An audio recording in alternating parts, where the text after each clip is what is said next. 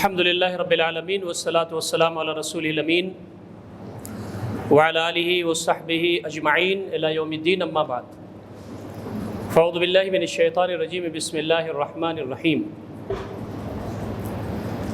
یسألونک عن الروح قل الروح من امر ربی وما اوتیتم من العلم الا قلیلا۔ صدق اللہ العلی العظیم۔ برادرم ڈاکٹر زبیر صاحب، سٹی پریزیڈنٹ، دیگر ذمہ داران SIO شہر حیدرآباد، قابل احترام دوستوں اور بھائیوں، مجھے کوئی تقریر آپ کے سامنے نہیں کرنی ہے۔ آپ کے پروگرام کاپی میں ورکشاپ لکھا ہوا ہے، اور جب یہ پروگرام مجھے ملا تو مجھے حیرت بھی ہوئی اور خوشی بھی ہوئی کہ SIO کے پروگرام میں اس طرح کا ٹاپک رکھا جاتا ہے کیا؟ آپ یہ سمجھ لیں کہ دین اسلام میں، شریعت اسلامیہ میں اس سے بڑا کوئی ٹاپک نہیں ہے۔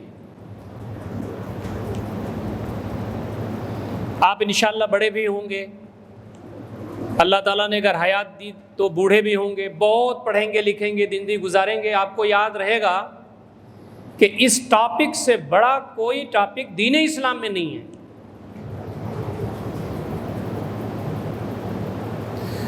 تو ہمارا جو وجود ہے، جس کو انسان کہتے ہیں، یہ دو چیزوں سے ملا ہوا ہے۔ ایک جسم ہے اور دوسری روح ہے۔ روح کسے کہتے ہیں؟ کوئی صاحب بتائیں گے روح کسے کہتے ہیں؟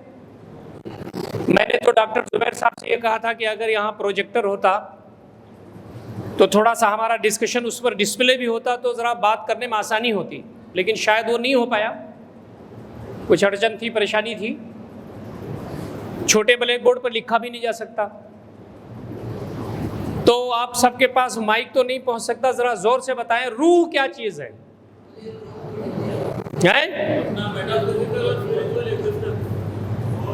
اسپریچول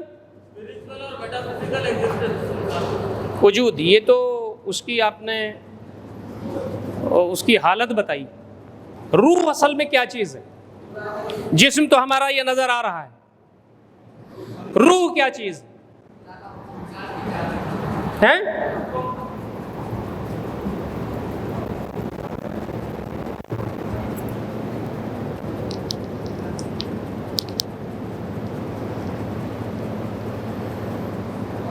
روح جی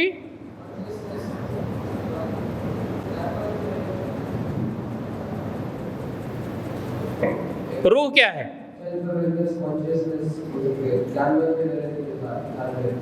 ہاں،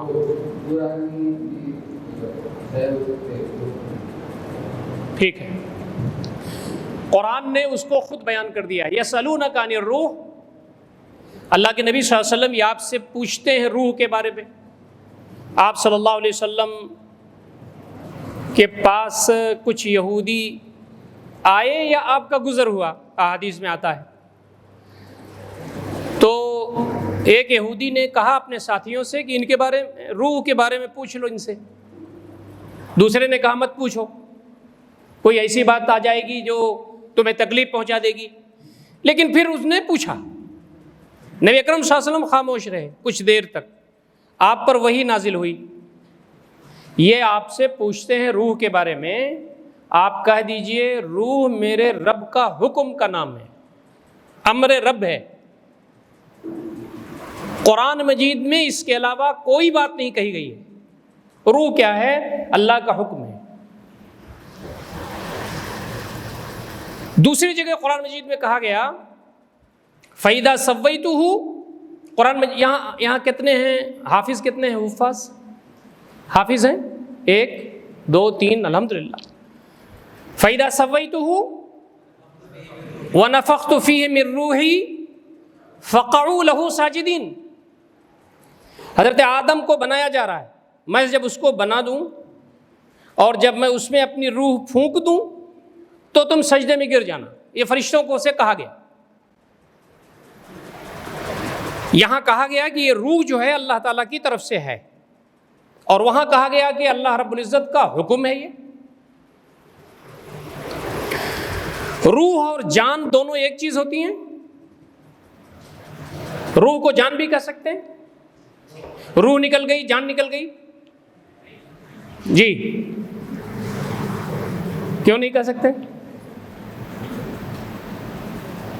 فلاں صاحب کی روح نکل گئی, فلاں صاحب کی جان نکل گئی, کیا فرق ہے دونوں میں؟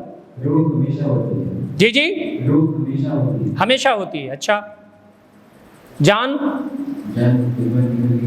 پھر جان آتی نہیں ہے, روح دوبارہ آ جاتی ہے. روح نکلنے کے بعد کہاں آتی ہے بھائی؟ روح کہاں واپس آتی ہے؟ روح تو نکل گئی.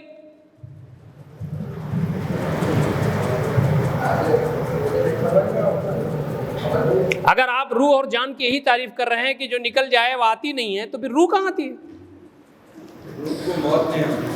روح کو موت نہیں ہوگی, جان کو موت ہے. ایسی بات کیجئے جس پر آپ کو خود اطمینان ہو. وہ کہہ کے ہنس رہے ہیں خود. نہیں, بہت اچھی بات آپ نے کہی ہے. بعض علماء نے لکھا ہے اس کو. اس کا مطلب آپ نے کچھ کتابیں ضرور پڑھی ہیں. پڑھی ہے نا؟ نہیں پڑھی ہے؟ جی بتائیے کوئی صاحب.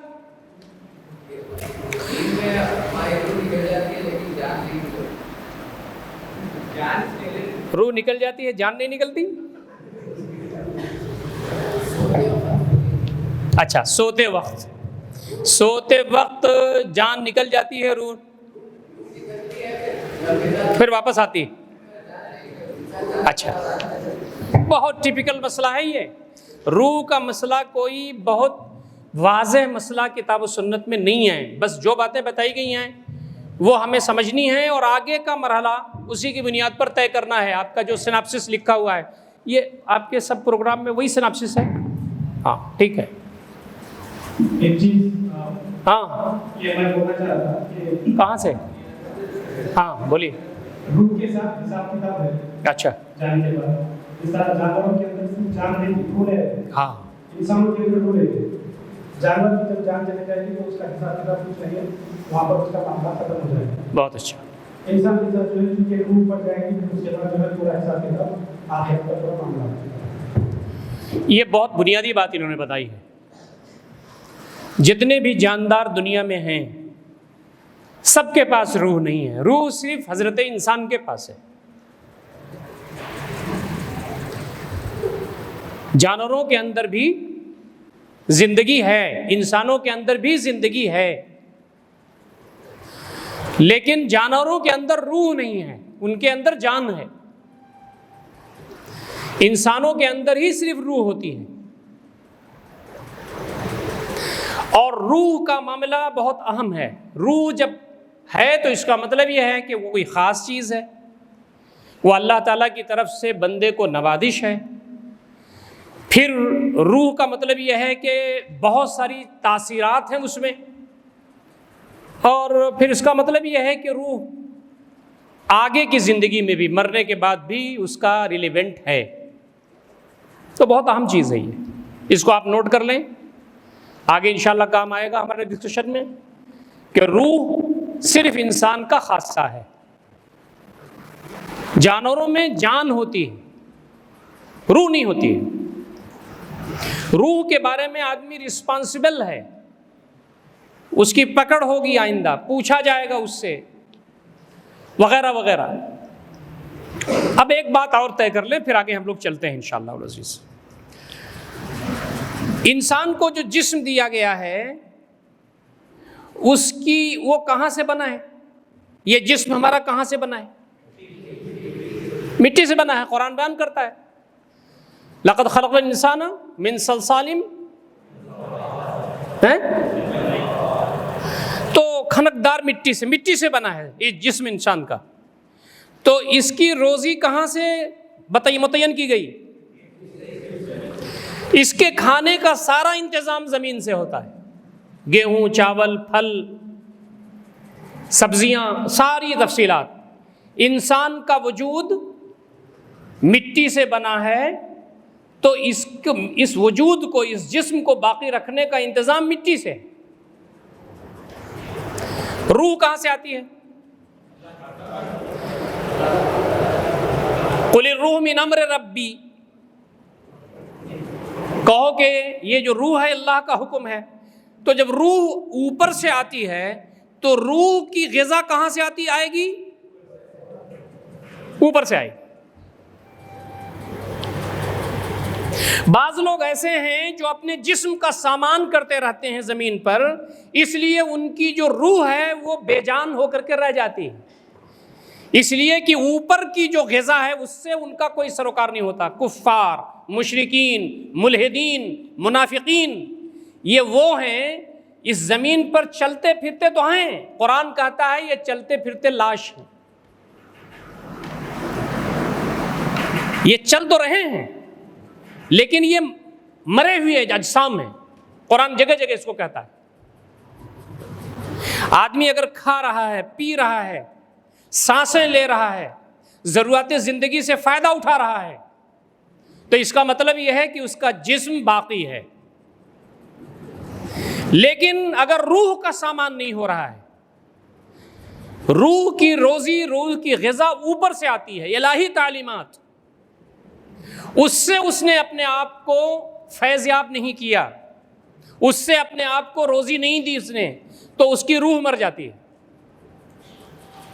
اس میں کوئی شبہ، کوئی کوشچن ہے اس پر؟ جسم اور روح سے آدمی بنا ہے تو جسم کی غذا مٹی سے ہے، روح کی غذا وحدہ لا شریک کے پاس ہے. انبیاء کے ذریعے وہ اس دنیا میں روزی دیتا رہا، غذا دیتا رہا. ٹھیک ہے جناب، یہ چیز فاؤنڈیشن ہے ہماری آج کی. اب آگے بڑھتے ہیں ہم. آپ کے سناپسس میں بہت ساری چیزیں لکھی ہوئی ہیں. آپ یہ بتائیے کہ اس کائنات کی سب سے بڑی چیز کیا ہے؟ بتائیں گے آپ؟ کائنات میں سب سے بڑی چیز کیا ہے؟ ہاں کیا ہے؟ آسمان. آسمان سے بڑی کیا چیز ہے جی؟ اللہ کا عرش. اللہ کے عرش سے بڑی چیز کیا ہے جی؟ کیا ہے؟ اللہ کی کرسی. اللہ تعالی، زور سے بولیے. اللہ رب العزت اس کائنات کی سب سے عظیم ہستی کیا ہے؟ کچھ گفٹس ہیں آپ کے سوالات کے جو صحیح جواب. اچھا رکھیے. ماشاء اللہ. اس میں ہے کیا؟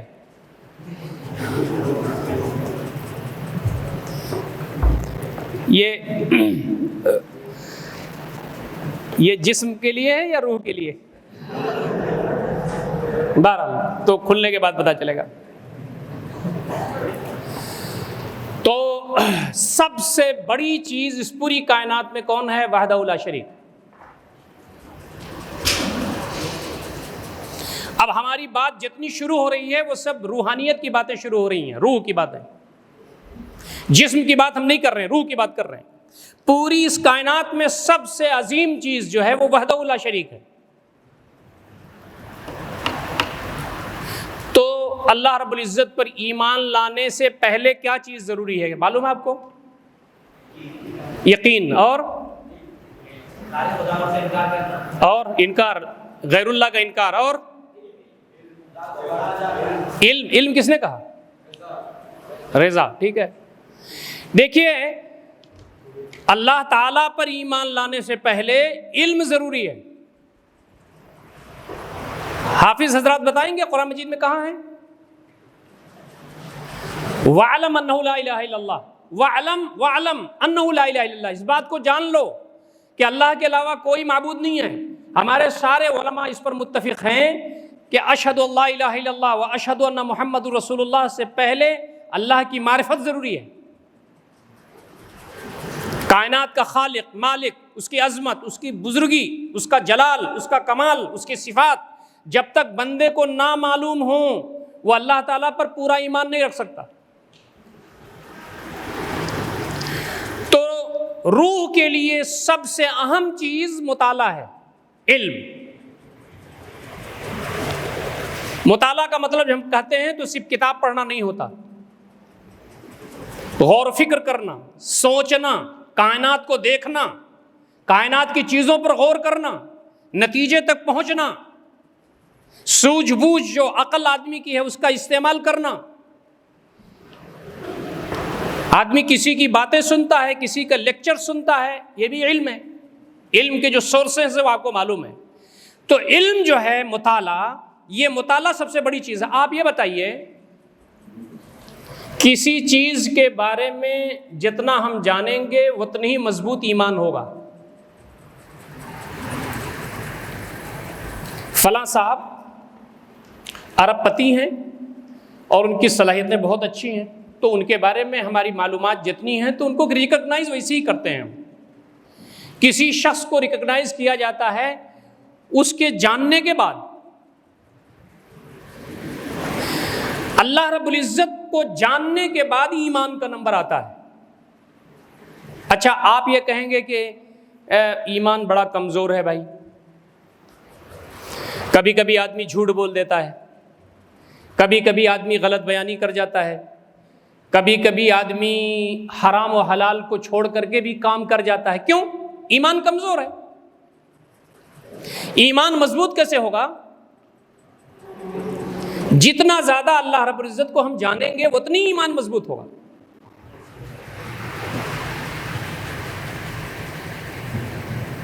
اللہ رب العزت کتنا عظیم ہے، کوئی صاحب بتا سکتے ہیں ایک دو جملے میں؟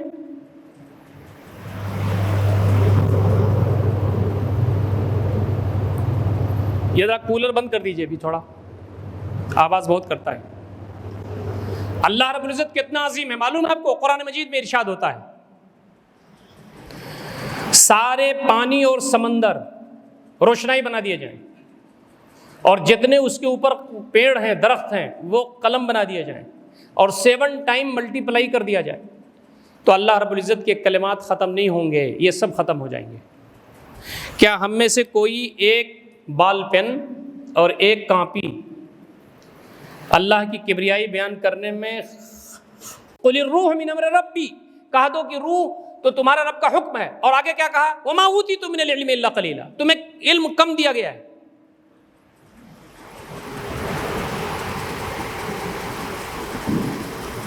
اللہ کی معرفت، یہ سمندر، یہ پہاڑ، یہ زمین و آسمان، قرآن نے تو ایک جگہ یہ کہا ہے کہ زمین و آسمان کو پیدا کرنا، انسانوں کو پیدا، ہم لوگوں کا ایمان پہلے ہے علم بعد میں ہے، یا علم پہلے ایمان بعد میں؟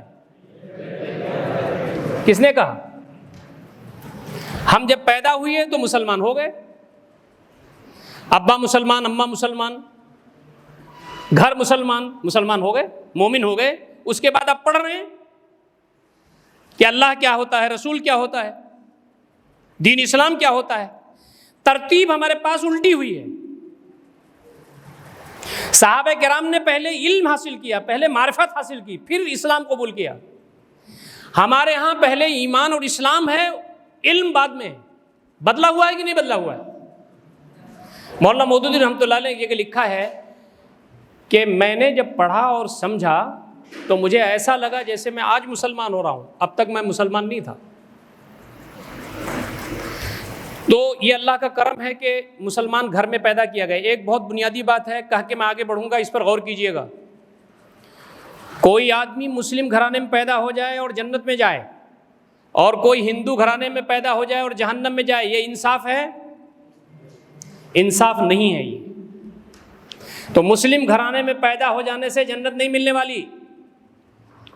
جب تک آدمی غور نہیں کرے گا، فکر نہیں کرے گا، جب تک علم نہیں حاصل کرے گا، اللہ کی معرفت حاصل نہیں کرے گا، شعوری ایمان جب تک نہیں ہوگا، جنت میں نہیں جائے گا۔ ورنہ یہ بڑی خراب بات ہوگی کہ آدمی مسلمان گھر میں پیدا ہو جائے اور جنت میں چلا جائے، اور ہندو گھر میں پیدا ہو جہنم میں چلا جائے۔ ایسے کیسے ہو سکتا ہے؟ بنیادی بات ہے علم و معرفت اور شعوری ایمان جو روح کی غذا ہے۔ کوئی کوشچن ہے؟ عیسائیوں کے اس کیمپ میں یہ بات بتایا جا رہا ہے کہ اب تک جو ہمارا ایمان ہے، ہمارا اسلام ہے، وہ اسلام روایتی ہے، وہ باپ دادا کا ہے، گھر کا ہے، اب ہم اس کو شعوری ایمان میں بدلیں گے، شعوری اسلام میں بدلیں گے۔ یہ ہے اصل روح کی غذا، اصل چیز۔ کوئی ہے آپ کا سوال اس پر؟ سوال ہو تو بتائیے کہ بھائی ہماری گفتگو سے آپ کو کوئی اعتراض ہے؟ جی جی، یہ تبدیلی تو امت کے زوال کے بعد سے شروع ہو گئی، اس لیے کہ بچپن میں جو تربیت ہوتی ہے اس میں یہ بتایا جاتا ہے کہ ہم مسلمان کیوں ہیں۔ آپ جا رہے ہوں حیدرآباد کے کسی بھی محلے میں، کسی چوراہے پر آپ ہوں، کار سے ہوں، بائک سے ہوں، اور ٹریفک پولیس والا آپ کو روکے اور کہے کہ آپ لائسنس دکھائیے، تو آپ اپنے ابا جان کا لائسنس دکھا دیں، بھائی کا دکھا دیں، تو چالان کر دے گا وہ۔ ہم نے اسلام ایمان کب قبول کیا؟ بتائیے، ڈیٹ بتائیے۔ ہم نے اشہدو اللہ الہ الا اللہ واشہدو ان محمد رسول اللہ شعور کے ساتھ کب ہم نے قبول کیا؟ بتائیے۔ اس میں کوئی نو مسلم بھائی ہیں کوئی نو مسلم بھائی نئے اسلام قبول کرنے والے؟ نہیں ہیں۔ کون ہیں؟ اللہ قبول فرمائے۔ آپ اسلام قبول کیا آپ نے؟ جی 2 سال پہلے 2019 میں یا 2020 میں؟ 2020 کوئی دن ہوگا؟ جی ڈیٹ ہوگی کوئی؟ ڈیٹ تو یاد نہیں ہے لیکن ہاں مطلب ڈیٹ ہے نا وہ، جب آپ نے شعوری اسلام قبول کیا، اشہدو اللہ الہ الا اللہ اشہدو ان محمد رسول اللہ کیا، کہا نا؟ ہاں آپ لوگ بتائیے کب ڈیٹ ہے آپ کی ایمان قبول کرنے کی؟ بتائیے، میں بھی نہیں بتا سکتا۔ روح جو ہے وہ بڑے بڑے غلاف میں رہتی ہے، اس کو ہوا نہیں لگتی، وہ اوپر آگے نہیں بڑھتی۔ قرآن مجید میں سورہ بقرہ، سورہ آل عمران میں کہا گیا ہے کہ یا بنی اسرائیل اذکروا نعمتی التی انعمت علیکم واوفوا بعہدی اوفی بعہدکم وإیایا فارہبون۔ اے بنی اسرائیل، تم یہ مت سمجھو کہ تمہارے باپ تمہارے دادا سب پیغمبر تھے، کچھ نہیں ہونے والا۔ میرا وعدہ پورا کرو تو تمہارا وعدہ پورا کروں گا۔ باپ دادا کے پیغمبر ہونے سے جنت نہیں ملنے والی۔ صفیہ میری پھوپھی، فاطمہ میری بیٹی، یہ شکر میں مت رہنا کہ آپ کے بھتیجے اور تمہارا باپ نبی ہے، تمہیں خود آگے بڑھنا ہوگا۔ یہ جو شفاعت ہے نا، یہ اعزاز ہے اللہ رب العزت کی طرف سے جو نبی اکرم صلی اللہ علیہ وسلم کو ملے گا۔ اور آپ کو یہ معلوم ہے، آپ سب اسٹوڈنٹ ہیں، کیا ہوتا ہے وہ گریسنگ مارک، کیا بولتے ہیں اس کو؟ گریس مارکس چھوٹے سے، بس آپ مطلب آپ کو پاس اگر 2 نمبر 4 نمبر مل جائے تو نکل جائیں گے۔ 0 آدمی کو ملے گا گریس مارک، 0 نمبر حاصل کرنے والے کو ملے گا؟ نہیں ملے گا۔ تو یہاں بہت بڑی بات ہے جس کو اپنے سامنے آپ کو اور ہم کو رکھنا ہے، ایمان کی ڈیٹ طے کرنی پڑے گی۔ اگر ہم چاہتے ہیں کہ ہمارا جو اسپریچول ڈیولپمنٹ ہو تو ہمیں معرفت حاصل کرنی ہوگی، علم حاصل کرنا ہوگا، وحدہ لا شریک کے بارے میں، اس کائنات کے بارے میں، اپنے بارے میں جاننا ہوگا، اور اس کے بعد ایمان 1 نمبر کا حاصل کرنا ہوگا۔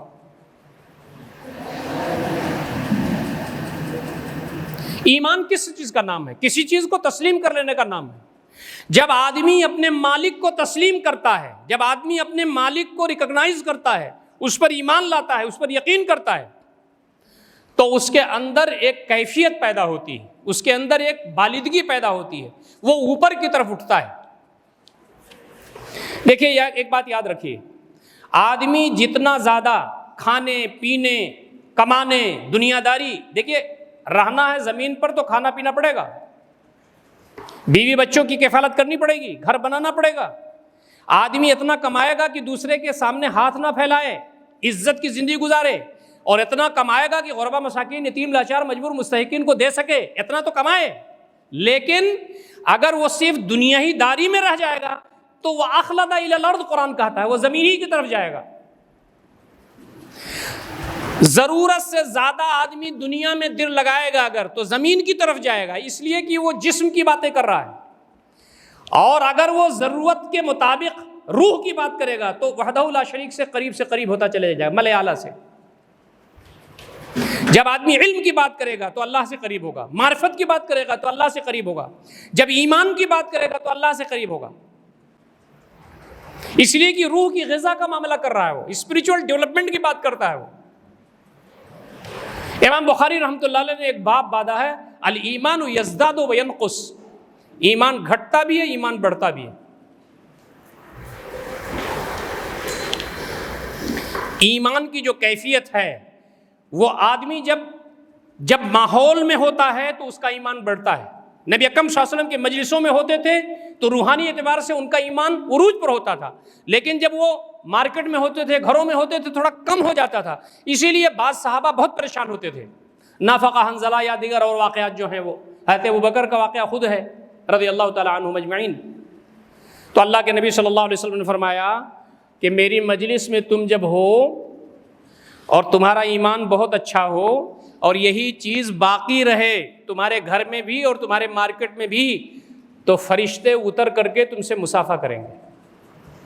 فلکچویشن ہوگا، لیکن فلکچویشن میں بھی ایک خاص درمیان پر فلکچویشن ہونا چاہیے، ایک خاص لیول کے نیچے نہیں آنا چاہیے۔ آکسیجن ریٹ کیا ہے بھائی؟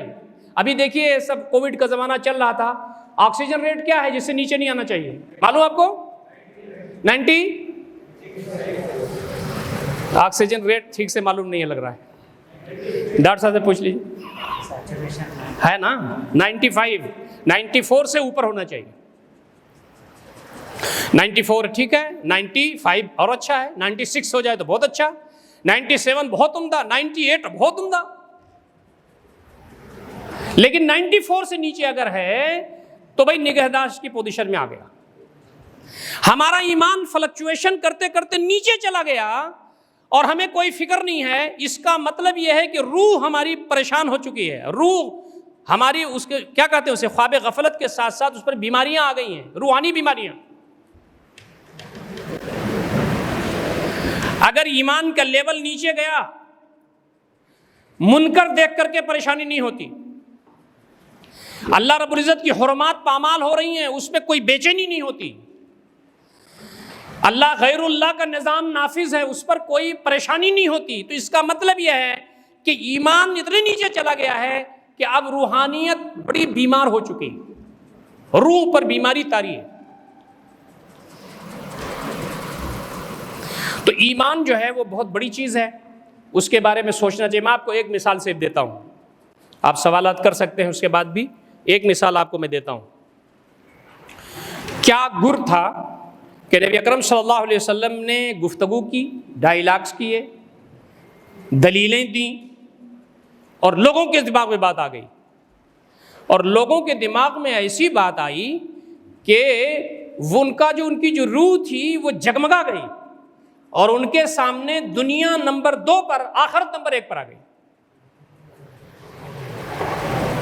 حضرت حبیب کو جب مسلمہ نے مارا، ایک ہاتھ کاٹا، پہلے نبی اکرم صلی اللہ علیہ وسلم کا لیٹر لکھ کے گئے تھے اور مسلمہ نے خط پھاڑ ڈالا، اور جو میسنجر تھے حضرت حبیب، ان کو اونچی جگہ پہ کھڑا کر کے جلاد بلا کر کے ایک ہاتھ کٹوا دیا۔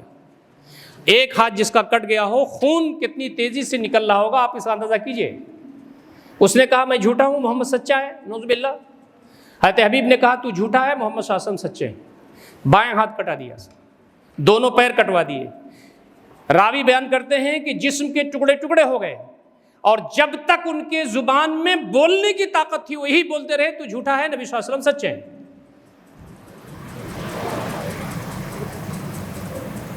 یہ ایمان کا کون سا درجہ ہے؟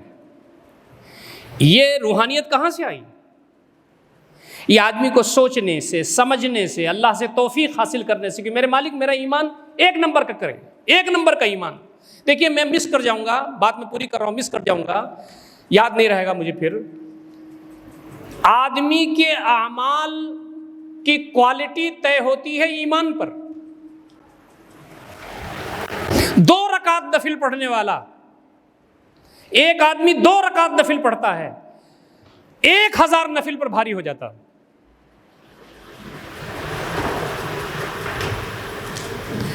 ایک رکعت کی عبادت کبھی کبھی 1000 رکعت کی عبادت تو بھاری ہو جاتی ہے۔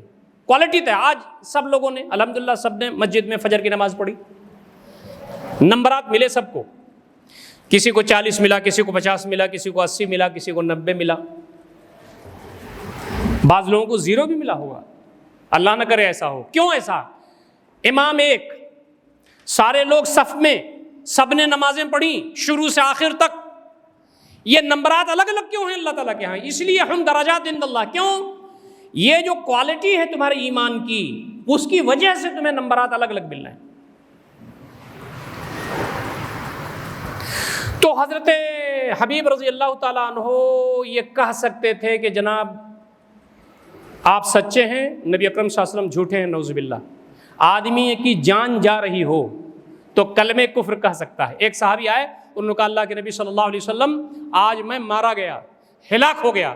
آپ نے فرمایا کیا ہوا؟ کہا مشرکین نے مجھے اتنا مارا اتنا مارا اتنا مارا کہ کلمہ کفر میری زبان سے نکل گیا, بے ہوشی کے عالم میں میرے حواس خراب ہو گئے. اللہ کے نبی صلی اللہ علیہ وسلم تو میں مارا گیا, میں ہلاک ہو گیا. آپ نے فرمایا یہ بتاؤ تمہارا دل کیسا ہے؟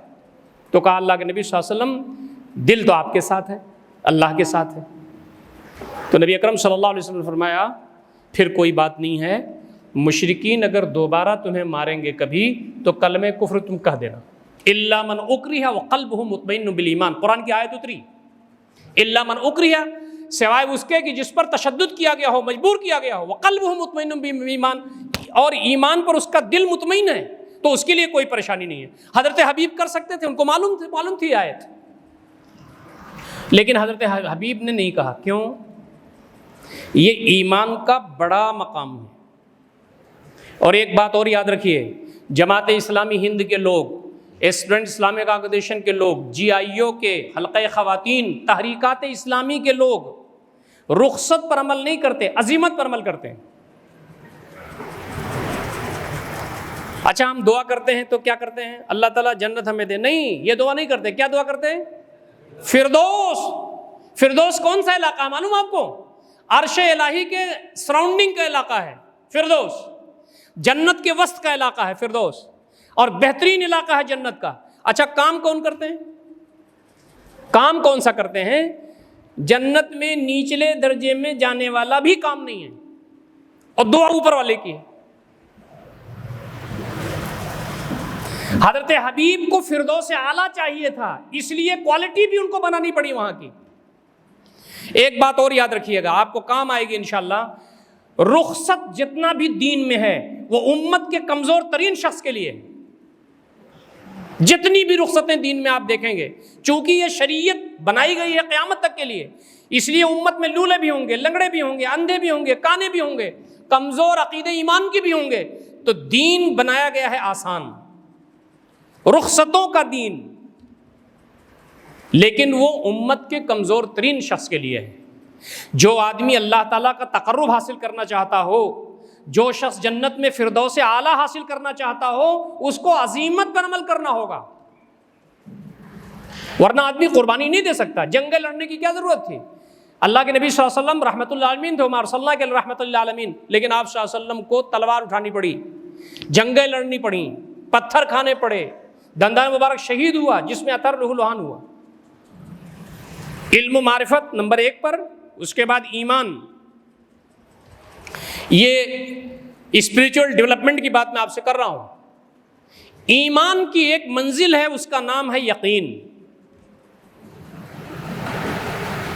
ایمان جب ڈیولپ ہوتا ہے تو یقین کی سرحدوں میں چلا جاتا ہے. ہم سب مسلمان ہیں, ہمارا بھی ایمان ہے, لیکن مردے کو اپنے کندھے پر لے جاتے ہیں اور قبرستان جاتے ہیں تو وہاں بھی آپ نے دیکھا ہوگا, قبرستان میں, آپ قبرستان جا رہے ہیں نا, جنازے میں تو جاتے ہیں نا, آپ نے دیکھا ہوگا کہ وہاں بھی ایران, توران, یوکرین, رشیا کی جنگ, یہاں اور وہاں علم غلم, وہ قبرستان پر بھی باتیں ہوتی رہتی ہیں. ہمیں علم تو ہے ہمیں کہ ہم بھی ایسے ہی جائیں گے ایک دن قبر میں, لیکن یقین نہیں ہے. نبی اکرم صلی اللہ علیہ وسلم فرماتے ہیں اگر تم کو وہ معلوم ہو جائے جو مجھے معلوم ہے تو زندگی پر تم ہنسو گے نہیں. تو ایمان کا درجہ بڑھتا ہے یقین کی طرف. جب آدمی سامان کرتا ہے روح کو ڈیولپ کرنے کا, تو وہ یقین کی سرحد میں چلا جاتا ہے۔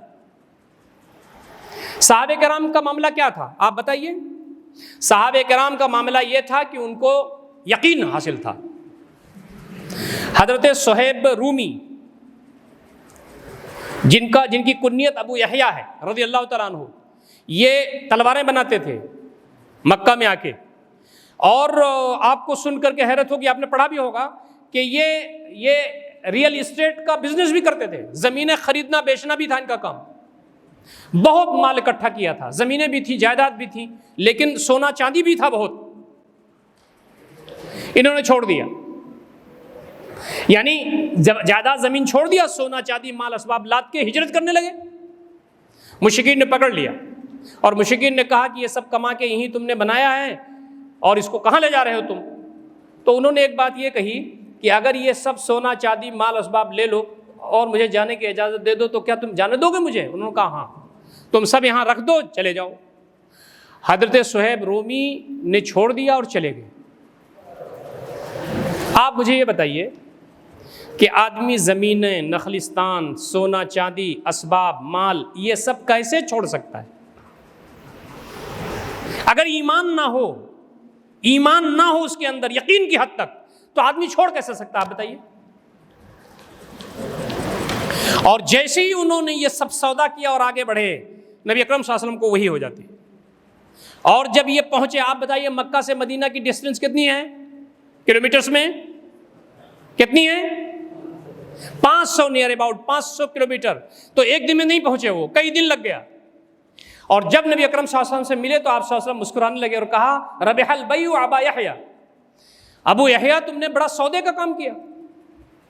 قرآن مجید میں آیت اترتی ہے وَمِنَ النَّاسِ مَن يَشْرِي نَفْسَهُ ابْتِغَاءَ مَرْضَاتِ اللَّهِ وَاللَّهُ رَءُوفٌ بِالْعِبَادِ، بندوں میں کتنے ایسے ہیں جو اپنے نفس کا ہی سودا کر لیتے ہیں اللہ رب العزت کو خوش کرنے کے لیے، اپنی جانوں کو سودا کر لیتے ہیں۔ تو ایمان کی منزل یقین ہے۔ اس کا طریقہ یہ ہوگا کہ آدمی رات میں اٹھ کر کے اللہ تعالیٰ کی ذات پر غور کرے، کائنات پر غور کرے، لوگ مر رہے ہیں اس پر غور کرے، مجھے بھی مرنا ہے اس پر غور کرے، اللہ سے توفیق مانگے، تو ایمان یقین کی سرحد میں چلا جاتا ہے۔ اور تیسرا اور آخری پڑاؤ ایمان کا اخلاص ہے۔ یہ سب سے بڑا پڑاؤ ہے، یہ جس کے بارے میں قرآن کہتا ہے قُلْ إِنَّ صَلَاتِي وَنُسُكِي وَمَحْيَايَ لِلَّهِ رَبِّ الْعَالَمِينَ، سب میرے رب کا، میرا مرنا، میرا جینا، میرا اٹھنا بیٹھنا، میری ساری چیزیں اللہ رب العزت کے لیے ہے۔ کیا کوئی بھی کام کریں تو اللہ کے لیے کریں۔ جب ہم کرسی بچھا رہے ہوں اپنے رفقا کو بیٹھنے کے لیے تو اس میں بھی یہی ہو کہ اللہ کو خوش کرنے کے لیے۔ آفس میں جھاڑو دے رہے ہوں تو اس لیے کہ اللہ کو خوش کرنے کے لیے۔ کوئی درس دے رہے ہوں تو اللہ کو خوش کرنے کے لیے۔ کوئی تقریر کر رہے ہوں تو اللہ کو خوش کرنے کے لیے۔ کسی سے مل رہے ہوں تو اللہ کو خوش کرنے کے لیے۔ کسی کی مدد کر رہے ہوں تو اللہ کو خوش کرنے کے لیے۔ اخلاص، واہ واہی کے لیے نہیں، شہرت کے لیے نہیں، دکھاوے کے لیے نہیں۔ میں آپ سے عرض کروں کہ بڑے بڑے لوگ اس میدان میں پچھاڑ دیے جاتے ہیں۔ میں تقریر کروں تو اللہ کو خوش کرنے کے لیے، میری کوئی تعریف کرے تو مجھے خوشی ہو۔ دل کی بیماری ہے یہ، ہم آگے آ رہے ہیں، قلب کے ایشو پر آ رہے ہیں آگے۔ آدمی اگر ہماری تعریف کرے، ہماری تقریر کی، ہماری تذکیر کی، ہمارے درس کی اگر تعریف کرتا ہے تو ہمیں خوشی ہوتی ہے کہ گھبراہٹ ہوتی ہے؟ بتائیے، کون کہہ رہا ہے گھبراہٹ ہوتی ہے؟ ہاں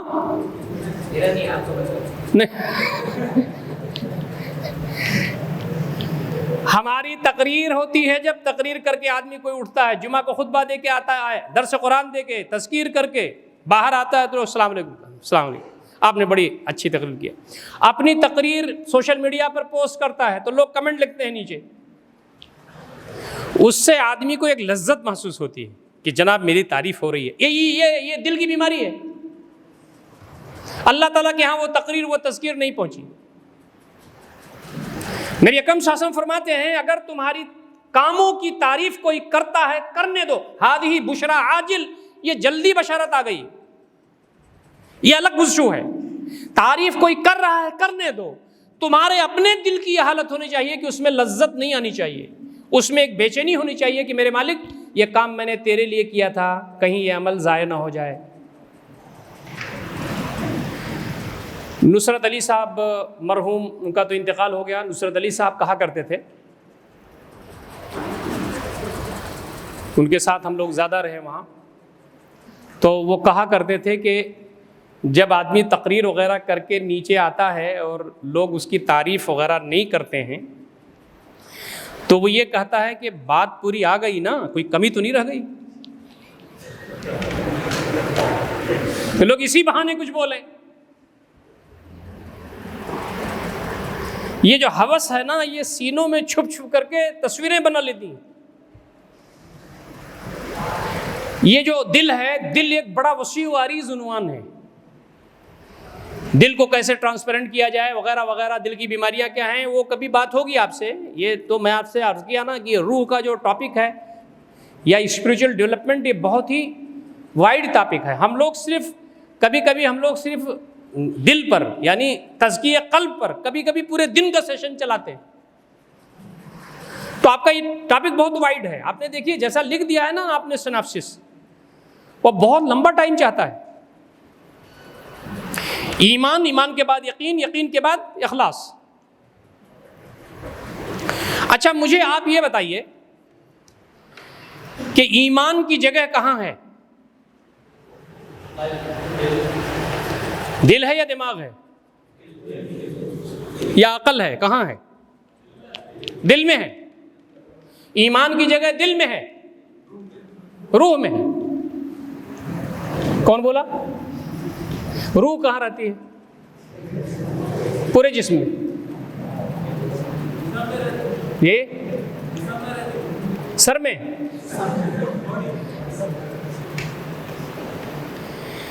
پورے جسم انسانی میں، پورے جسم انسانی میں دل سے زیادہ کوئی بڑی چیز نہیں ہے۔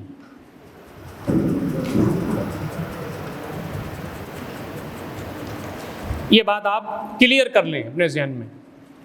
نبی اکرم صلی اللہ علیہ وسلم فرماتے ہیں ان فی الجسد مضغہ اذا صلحت صلح الجسد کلہ واذا فسدت فسد الجسد کلہ وہی الا وہی القلب۔ جسم میں ایک لوتھڑا ہے، وہ صحیح رہے پورا جسم صحیح رہتا ہے، وہ خراب ہو جائے پورا جسم خراب ہو جاتا ہے، وہ دل ہے۔ اور ایک بات یاد رکھیے، جب بچہ جنین کی شکل میں ماں کے پیٹ میں ہوتا ہے تو اسی وقت اس کے دل میں، اس کے قلب میں روح پھونکنے کے لیے فرشتہ آتا ہے 120 دن کا۔ روح کی جگہ بھی دل ہی ہے، اس کی آماج گاہ۔ یہ پورا جو دل ہمارا ہے پورے جسم میں اس کے علاوہ کچھ بھی نہیں ہے۔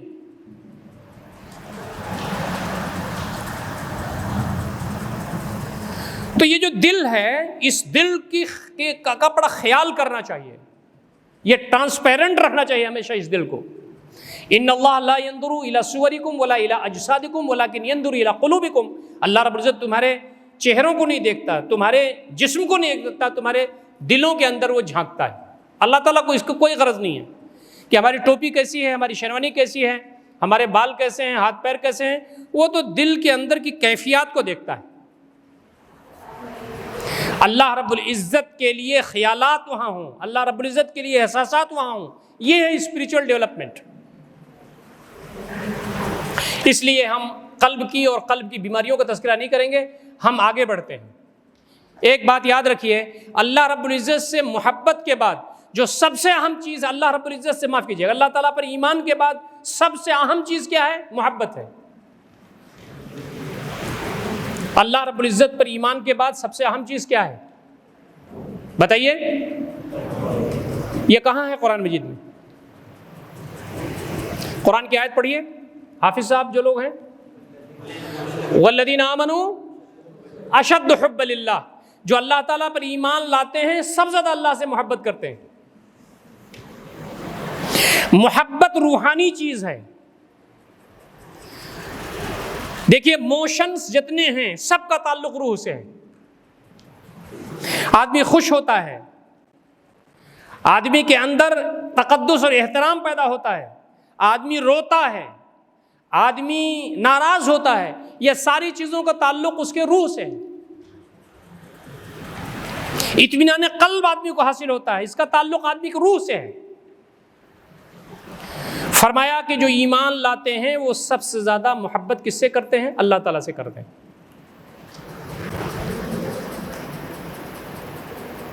جو بندہ اللہ رب العزت سے محبت کرتا ہے اس کی جو روحانیت کا ارتقاء ہے وہ اوپر کی طرف جاتا ہے، اللہ سے قریب ہوتا ہے. وہ دل کے اندر بتائیے آپ ہم میں سے کتنے لوگ ایسے ہیں جن کے اندر صرف اللہ کی محبت ہے اور نبی صلی اللہ علیہ وسلم کی محبت ہے. ماں کی محبت، بھائیوں کی محبت، بہنوں کی محبت، مال کی محبت، اسباب کی محبت، کیریئر کی محبت، سب سے اوپر اللہ کی محبت اور اس کے رسول کی محبت. تو دل کے اندر اللہ کی محبت پیدا کرنا ہوگا. اگر اللہ تعالیٰ کی محبت نہیں ہوگی تو ہماری جو روح ہے اس کا ارتقاء نہیں ہوگا، اس کا ڈیولپمنٹ نہیں ہوگا. دیکھیے نبی اکرم صلی اللہ علیہ وسلم کی جو محبت ہے، نبی اکرم صلی اللہ علیہ وسلم کی محبت اللہ تعالیٰ کے محبت کے تابع ہے.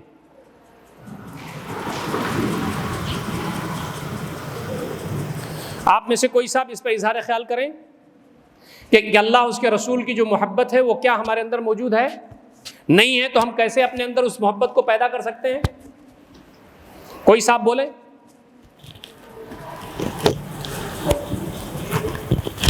ہے کوئی صاحب ہیں؟ بولیے.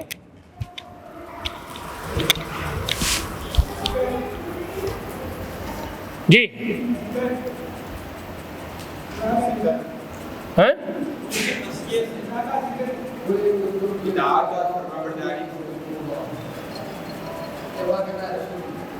نبی صلی اللہ علیہ وسلم کی اتباع صحیح بات ہے. ان کنتم تحبون اللہ فاتبعونی یحببکم اللہ. اگر تم اللہ سے محبت کا دم بھرتے ہو تو نبی صلی اللہ علیہ وسلم کی اطاعت کرو، آپ کی بات مانو. دیکھیے یہ سبجیکٹ جو ہے میں آپ سے کہہ رہا تھا یا حماد صاحب سے کہہ رہا تھا، دنیا کا مشکل ترین سبجیکٹ ہے. تربیت اور تزکیہ دنیا کا سب سے مشکل کام ہے. آپ ملک کے پرائم منسٹر بن سکتے ہیں، تلنگانہ کے چیف منسٹر بن سکتے ہیں، آپ بہت بڑے امبانی اور اڈانی کی طرح پیسہ والے ہو سکتے ہیں، لیکن ہم ویسے ہی ہو جائیں جیسے اللہ تعالیٰ چاہتا ہے. جب ہم اللہ تعالیٰ کے دربار میں پہنچے تو اللہ تعالیٰ کہے کہ بندے آ جا، خوش ہو ہم سے، ہمارا استقبال ہو. یہ بہت بڑی بات ہے. ایسا نہ ہو کہ ہم جب پہنچے اللہ رب العزت کے ہاں تو کہے اللہ رب العزت کہ ہٹاؤ اس نالائق کو میرے نظروں سے.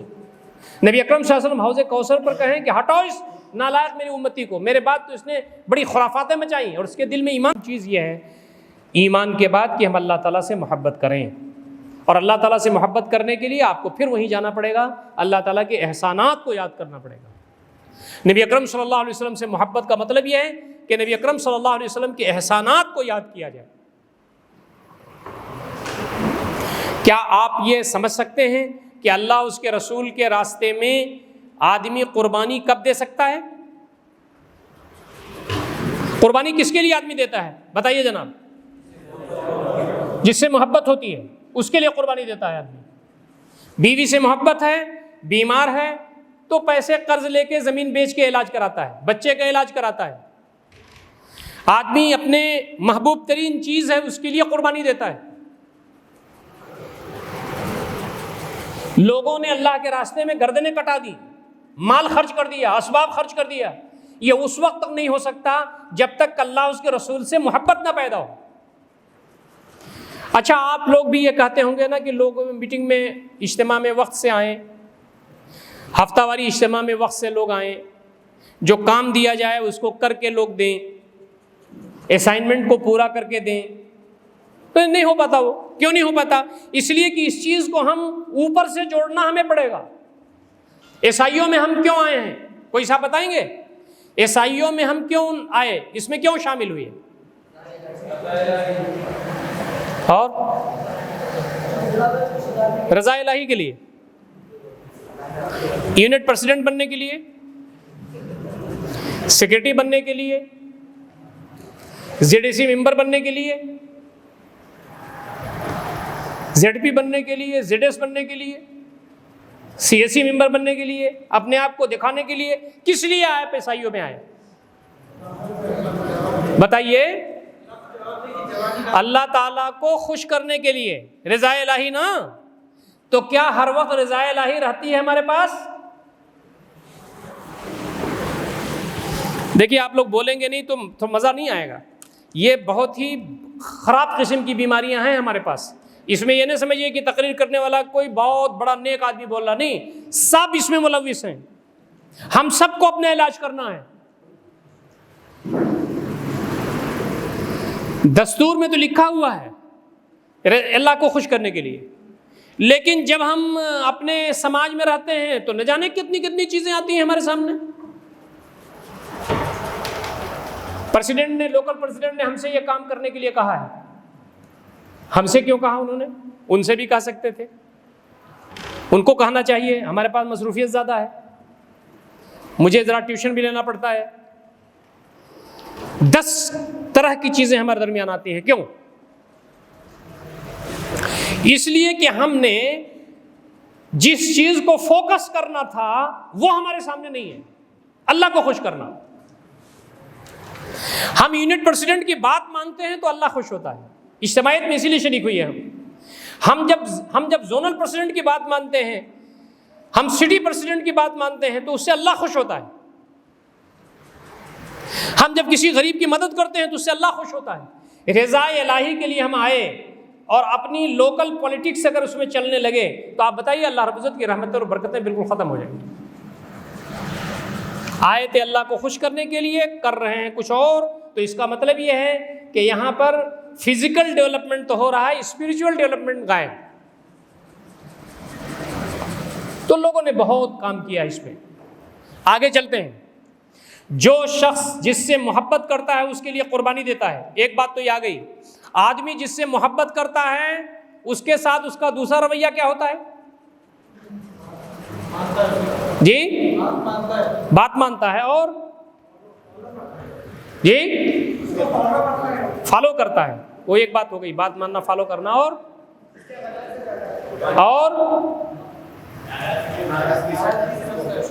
آدمی جس سے محبت کرتا ہے اس کے ساتھ اس کا رویہ کیا ہوتا ہے, اس کو کیا کرتا ہے اس کے ساتھ, وہ محبت کا تقاضا کیا ہے؟ آدمی جس سے محبت کرتا ہے اس سے ساتھ اس کا رویہ کیا ہوتا ہے؟ ہاں میں ہاں ملاتا ہے. کون, کس نے کہا؟ ہاں, اس طرح کے جوابات ماشاءاللہ آپ ہی کی طرف سے آ رہے ہیں. ہاں میں ہاں ملاتا ہے. اور دیکھیے یہ انعام ہے آپ کے لیے جو صحیح جواب دے گا. محبت کا لازمی تقاضا کیا ہے؟ محبت کا لازمی تقاضا, محبت ہوگی تو یہ ہوگا. کون بولا؟ کون بولا محبت ہوگی تو کیا ہوگا؟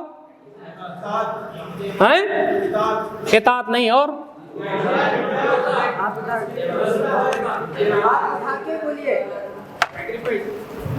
دیکھیے قربانی کی بات تو آ گئی, اس کو آپ چھوڑ دیجئے. آدمی جس سے محبت کرے گا اس کے ساتھ اس کا کیا رویہ ہوگا؟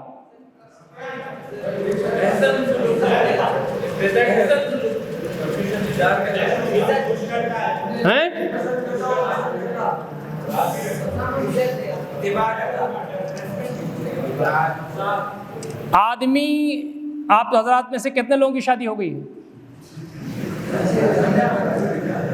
شادی کرنا کوئی گناہ کا کام نہیں ہے, نبی صلی اللہ علیہ وسلم کی سنت ہے. ہاتھ اٹھائیے.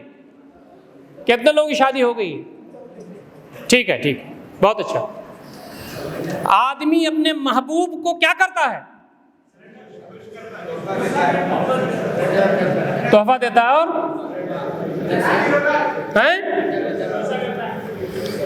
اب آپ انعام لینا نہیں چاہتا ہے تو میں کیا کروں؟ آپ انعام لینا نہیں چاہتے, اپنے محبوب کا تذکرہ کرتا ہے, اس کو یاد کرتا ہے. آدمی کسی سے محبت کرتا ہے تو اس کو یاد کرتا ہے, اس کی زبان پر اس کا نام ضرور آئے گا. آدمی کو کسی سے محبت ہوگی تو وہ نام نہیں لینا چاہے گا, تب بھی آ جائے گا زبان پر نام. غلط بات ہے؟ صحیح بات کہہ رہا ہوں میں. محبوب اگر سچی محبت کسی کی کسی سے ہے تو اس کا تذکرہ ضرور کرے گا، وہ نام ضرور لے گا اس کا۔ اللہ رب العزت ہمارا کون ہے؟ محبوب اعظم ہے۔ والذین آمنوا اشد حبا للہ، جو لوگ اللہ رب العزت پہ ایمان رکھتے ہیں وہ سب سے اللہ کو محبوب رکھتے ہیں۔ اللہ رب العزت ہمارا سب سے بڑا محبوب ہے، تو اللہ رب العزت فرماتا ہے کہ میں تمہارا محبوب ہوں تو خالی خولی محبوب نہیں ہوں۔ آدمی اپنے محبوب کو تو یاد کرتا ہے، یا ایھا الذین آمنوا اذکروا اللہ ذکرا کثیرا، اے لوگوں جو ایمان لائے ہو تم میرا ذکر کثرت سے کرو۔ ذکر اللہ۔ شوہر اپنی بیوی کا تذکرہ کرتا ہے، فون کرتا ہے اس کو 1 مرتبہ 2 مرتبہ 4 مرتبہ۔ بچہ اگر اس کا ہے چھوٹا اس کو یاد کرتا ہے۔ بزنس ہے، اس کا فون آ جاتا ہے تو فوری اس پر لپکتا ہے۔ آدمی یاد کرنا، میرا بزنس ہے تو بزنس یاد رہے گا۔ بیوی کو شوہر، شوہر کو بیوی یاد ہے، فون کرتے ہیں، خیریت لیتے ہیں۔ بچوں سے محبت ہے تو بچے یاد آتے ہیں۔ قرآن مجید نے ایک جگہ فرمایا ہے حج کے سلسلے میں کہ ان ایام میں تم اپنے ماں باپ کو جتنا یاد کرتے ہو اس سے زیادہ اللہ رب العزت کی یاد کرو۔ او اشد ذکرا، یا ایھا الذین آمنوا اذکروا اللہ ذکرا کثیرا، اے لوگوں جو ایمان لائے ہو تم اللہ رب العزت کو کثرت سے یاد کرو۔ جو بندہ اللہ رب العزت کو کثرت سے یاد کرتا ہے اس کا دل زندہ ہے، جو اللہ رب العزت کو یاد نہیں کرتا اس کا دل مردہ ہے۔ نبی اکرم صلی اللہ علیہ وسلم فرماتے ہیں مثل الذی یذکر اللہ والذی لا یذکر اللہ کمثل الحی والمیت، اللہ رب العزت کو یاد کرنے والا اللہ کو نہ یاد کرنے والا ایسے ہی جیسے زندہ اور مردہ۔ جو اللہ رب العزت کو یاد کرتا ہے اس کا اسپریچول ڈیولپمنٹ ہوتا ہے، جو اللہ رب العزت کو نہیں یاد کرتا اس کی روحانیت، اس کی روح مرتی ہے، اس میں بیماریاں لگ جاتی ہیں۔ اللہ رب العزت کا ذکر جو ہے وہ کیا کیا ہو سکتا ہے؟ مجھے شیروانی اترنی پڑے گی۔ اللہ رب العزت کا ذکر کیا کیا ہو سکتا ہے ذرا بتائیے۔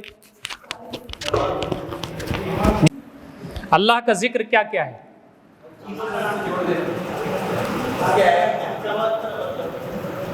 سارے صفات ایمان لانا اور عمل کرنا، جو بھی کام کر رہے ہیں وہ اللہ کی رضا کے لیے۔ اللہ کی یاد، سبحان اللہ، الحمدللہ، اللہ اکبر، یہ سب ہے۔ اور اللہ کا ذکر کیا ہے؟ نماز پڑھنا ہے۔ اور اللہ کا ذکر کیا ہے؟ ہر چیز کو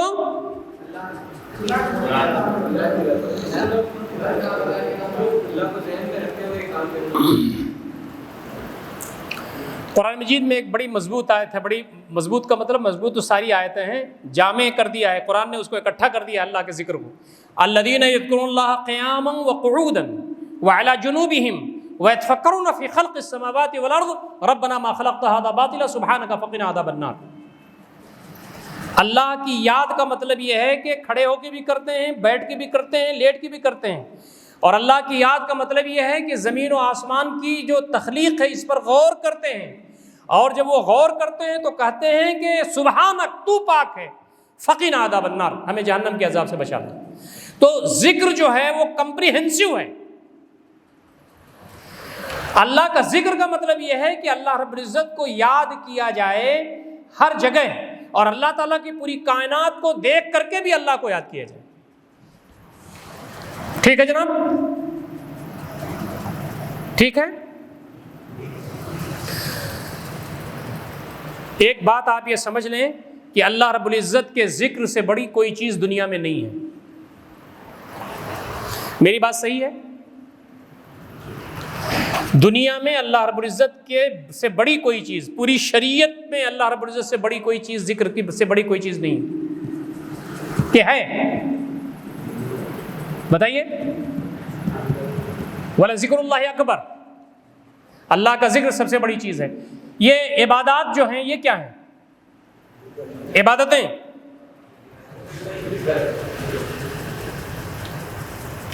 عبادتیں جو ہیں وہ اللہ کے ذکر کے لیے بنائی گئی ہیں۔ جتنی بھی ہے نماز کیا ہے؟ اللہ کے ذکر کے لیے بنائی گئی ہے. اقیم الصلاۃ لذکری، نماز قائم کرو میری یاد کے لیے. نماز ذکر سے بڑی نہیں چیز ہے. اللہ کے ذکر کے لیے نماز بنائی گئی ہے. اقیم الصلاۃ لذکری، نماز پڑھو، نماز قائم کرو کس کے لیے؟ میری یاد کے لیے. روزہ کیوں رکھتا ہے؟ لعلکم تتقون، تاکہ اس کے اندر تقوی پیدا ہو. تقوی کیا ہے؟ اللہ کا ذکر ہے. یہ جو زکوٰۃ آپ دیتے ہیں اس میں کہا گیا ہے خذ من اموالہم صدقۃ تطہرھم وتزکیہم بہا وصلی علیہم ان صلاتک سکن لہم.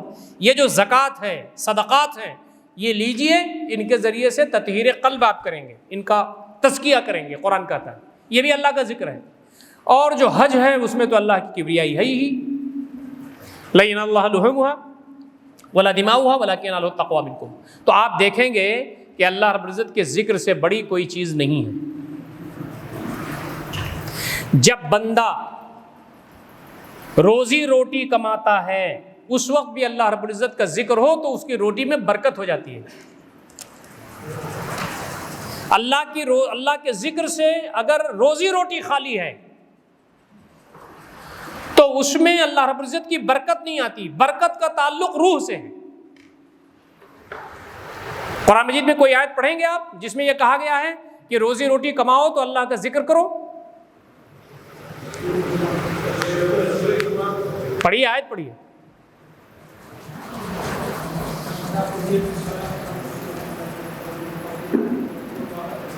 فَإِذَا قُضِيَتِ الصَّلَاةُ، جب نماز ختم ہو جائے، فَانْتَشِرُوا فِي الْأَرْضِ، زمین میں پھیل جاؤ، وَابْتَغُوا مِنْ فَضْلِ اللَّهِ، اللہ کی روزی تلاش کرو، وَاذْكُرُوا اللَّهَ كَثِيرًا لَعَلَّكُمْ تُفْلِحُونَ، اور اللہ کا کثرت سے ذکر کرو تاکہ تم کامیاب ہو جاؤ.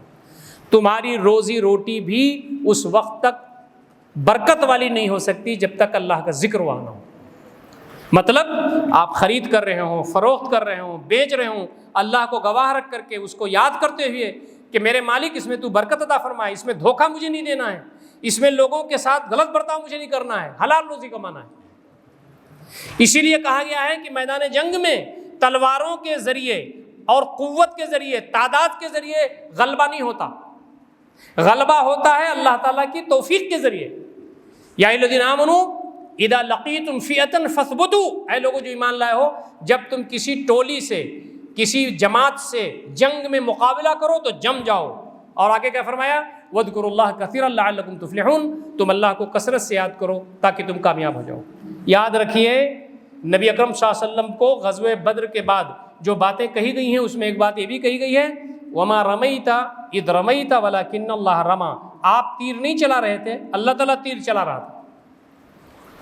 آدمی یہ سمجھ لے کہ میری قوت بازو، میری صلاحیت کی وجہ سے یہ کام ہے، تو یہ کام نہیں ہے. یہ اللہ رب العزت اس کام میں مدد کرتا ہے، آپ کی توفیق دیتا ہے، تب وہ کام ہوتا ہے. یہ ہے روحانی ارتقاء. اللہ رب العزت کو ہم جب یاد کرتے ہیں تو سب سے بڑا فائدہ کیا ہوتا ہے معلوم ہے آپ کو؟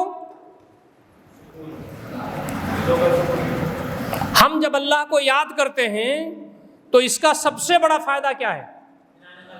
جی اطمینان قلب. جی کون بولا؟ آئیے آگے آئیے. فاذکرونی اذکرکم. سب سے بڑا فائدہ یہ ہے کہ ہم اللہ کو یاد کرتے ہیں تو اللہ ہم کو یاد کرتا ہے.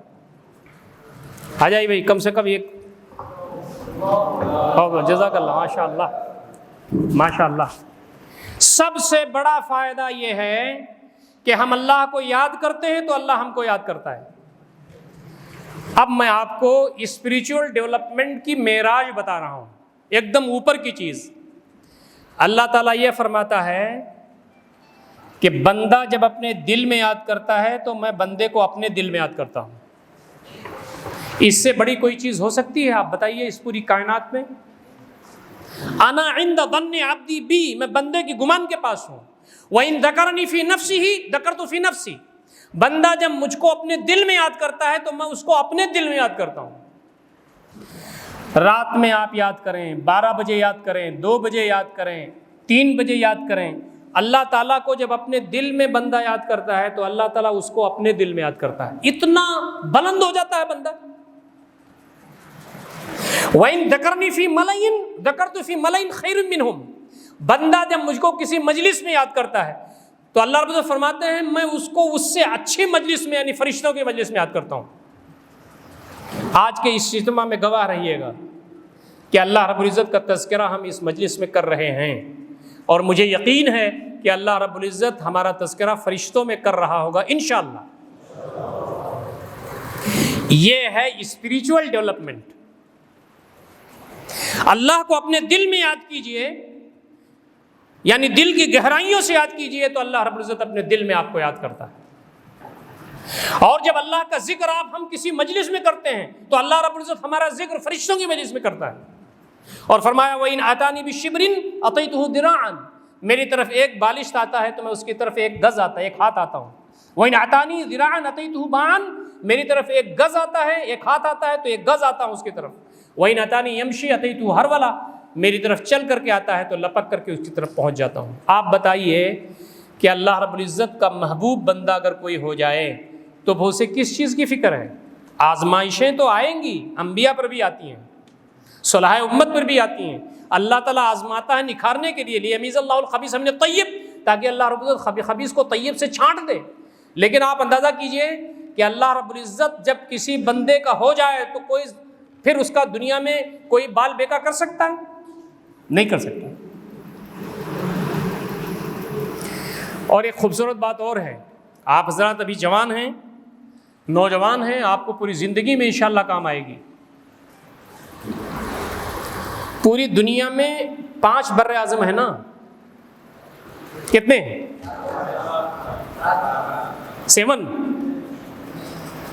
7 بر اعظم میں پاپولیشن کسی کی کم ہو کسی کی زیادہ ہو، لیکن اللہ تعالیٰ کے کچھ بندے ایسے ہیں جن پر اللہ تعالیٰ کی نظر کرم ہے۔ ہندوستان کے اندر، انڈیا میں، فلاں اسٹیٹ میں، فلاں ڈسٹرکٹ میں، فلاں آبادی اور محلے میں میرا بندہ ہے۔ اللہ تعالیٰ کی اس گلوب پر کچھ خاص بندے ہیں جسے اللہ تعالیٰ محبت کرتا ہے۔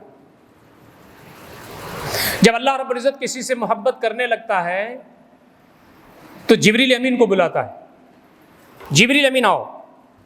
وہ کہتے ہیں لبیک یا ربی۔ سنو، امریکہ میں، یورپ میں، ایشیا میں، انڈیا میں فلاں بندہ ہے جس سے میں محبت کرتا ہوں، تم اس سے محبت کرنے لگو۔ جبریل کہتے ہیں کہ اللہ تعالیٰ میں اس سے محبت کرنے لگا، تو کہا جاؤ فرشتوں کو بتا دو۔ جبریل فرشتوں کی میٹنگ کرتے ہیں اور کہتے ہیں کہ فلاں جگہ ایک بندہ ہے اللہ رب العزت کا، اس سے اللہ تعالیٰ محبت کرتا ہے، تم سب اس سے محبت کرنے لگو۔ تو فرشتوں کے درمیان اس کی محبت بڑھ جاتی ہے، اور اللہ رب العزت کے ہاں وہ مقربین میں لکھ دیا جاتا ہے۔ کیا ہماری تمنا یہ ہے کہ اللہ رب العزت ہمیں ان بندوں میں شامل کر دے؟ ہاتھ اٹھائیے۔ انشاءاللہ العزیز، انشاءاللہ ہم ان بندوں میں شامل ہونا چاہتے ہیں جن سے اللہ تعالیٰ محبت کرتا ہے۔ تو اس کے لیے کیا کرنا ہوگا؟ خودی کو کر بلند اتنا کہ ہر تقدیر سے پہلے، یعنی خودی کو، علامہ اقبال یہاں روحانیت کی بات کر رہے ہیں، یہ اتنی بلند ہو جائے کہ اللہ رب العزت کے ایسے بندے بن جائیں کہ اللہ رب العزت کی نظر کرم ہمارے پر ہو جائے۔ آپ کے اس سناپسس میں ایک بات کہی گئی ہے نوافل کی، میں اس کو یہیں جوڑ دیتا ہوں۔ ہم چاہتے ہیں کہ اللہ تعالیٰ ہم کو محبوب بنا لے، چاہتے ہیں نا؟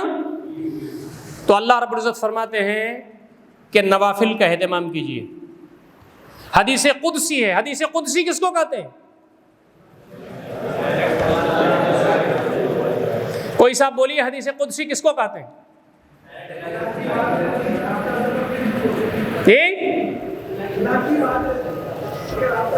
حدیث قدسی کی صحیح تعریف کیجیے۔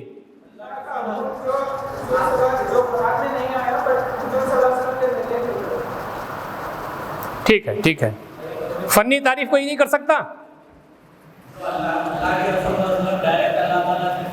آ جائیے، آ جائیے، آپ کو بھی دیں گے، آئیے۔ حدیث قدسی کی صحیح تعریف یہ ہے کہ نبی اکرم صلی اللہ علیہ وسلم یہ فرمائیں کہ اللہ تعالیٰ فرماتا ہے. حدیث قدسی کی صحیح تعریف یہ ہے کہ نبی اکرم صلی اللہ علیہ وسلم یہ فرمائیں کہ اللہ تعالیٰ فرماتا ہے. نبی اکرم صلی اللہ علیہ وسلم فرمائیں کوئی چیز تو حدیث ہے. حدیث قدسی یہ ہے, آ جائیے, حدیث قدسی یہ ہے کہ نبی اکرم صلی اللہ علیہ وسلم فرمائے کہ اللہ تعالیٰ فرماتا ہے. جزاک اللہ, شکراً. ٹھیک ہے جناب. یقول اللہ تعالیٰ, نبی اکرم صلی اللہ علیہ وسلم فرماتے ہیں یقول اللہ تعالیٰ, اللہ تعالیٰ فرماتا ہے. کیا فرماتا ہے؟ یتقرب العبد الی بالنوافل حتی احبہ, بندہ نوافل کے ذریعے مجھ سے قریب ہوتا جاتا ہے یہاں تک کہ میں اس کو اپنا محبوب بنا لیتا ہوں. اللہ تعالیٰ فرماتے ہیں کہ نوافل کے ذریعے قریب سے قریب ہوتا جاتا ہے یہاں تک کہ میں اس کو اپنا محبوب بنا لیتا ہوں. دیکھیے ایک انعام اور آ رہا ہے. نفل کسے کہتے ہیں؟ نفل کی جمع نوافل ہے. نفل کس کو کہتے ہیں؟ ہم نماز نفل پڑھنا, ہم نفل کام کرنا چاہتے ہیں. یتقرب العبد بالنوافل, بندہ میرے ذریعے, میرے پاس نوافل کے ذریعے قریب ہوتا جاتا ہے. نوافل کے معنی کیا ہوتے ہیں جی؟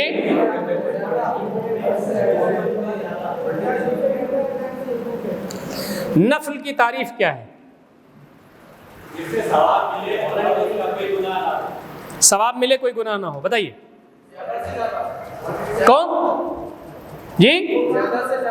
زیادہ سے زیادہ. اور کیا بولے؟ خود سے کرنا چاہتا ہے. نفل کیا ہے؟ نفل کی تعریف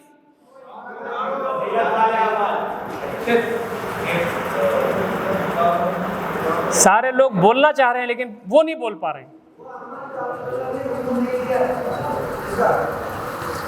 چلیے تو یہ انعام ابھی بعد میں ملے گا. نفل کہتے ہیں جو فرض سے زیادہ ہو. فرض سے جو بھی زیادہ ہے وہ نفل ہے. قرآن مجید میں ایک جگہ کہا گیا کہ آپ کو اسحاق دیا گیا, اس کے بعد یعقوب, نافلۃ لک, زیادہ کر کے آپ کو دیا گیا. جو فرض سے زیادہ ہو نفل ہے. ہم اگر فرض نماز سے زیادہ نماز پڑھتے ہیں نفل نماز. ہم اگر زکوٰۃ فرض زکوٰۃ یعنی جو زکوٰۃ ہے اس سے زیادہ انفاق کرتے ہیں تو وہ نفل انفاق. اگر ہم روزہ رکھتے ہیں اور جو فرض روزہ ہے رمضان کا اس سے زیادہ رکھتے ہیں تو نفل روزہ. حج زندگی میں ایک مرتبہ فرض ہے, اگر ہم اس سے زیادہ کرتے ہیں تو نفل حج. نفل کہتے ہیں زیادہ کو, جو فرض سے زیادہ ہو جائے. یتقرب العبد الی بالنوافل حتی احبہ, بندہ نوافل کے ذریعے مجھ سے قریب ہوتا جاتا ہے یہاں تک کہ میں اس کو اپنا محبوب بنا لیتا ہوں. فرض یعنی نفل نمازیں, نفل روزہ, نفل انفاق, نفل حج و عمرہ, اور اسی طریقے سے اور بھی بہت ساری چیزیں. آپ قرآن کیا, نبی صلی اللہ علیہ وسلم کیا فرماتے ہیں؟ فَإِذَا أَحْبَبْتُ, جب میں اس کو اپنا محبوب بنا لیتا ہوں, كُنْتُ بَصَرَهُ الَّذِي يَبْصُرُ بِهِ, میں اس کی آنکھ ہو جاتا ہوں جس سے وہ دیکھتا ہے.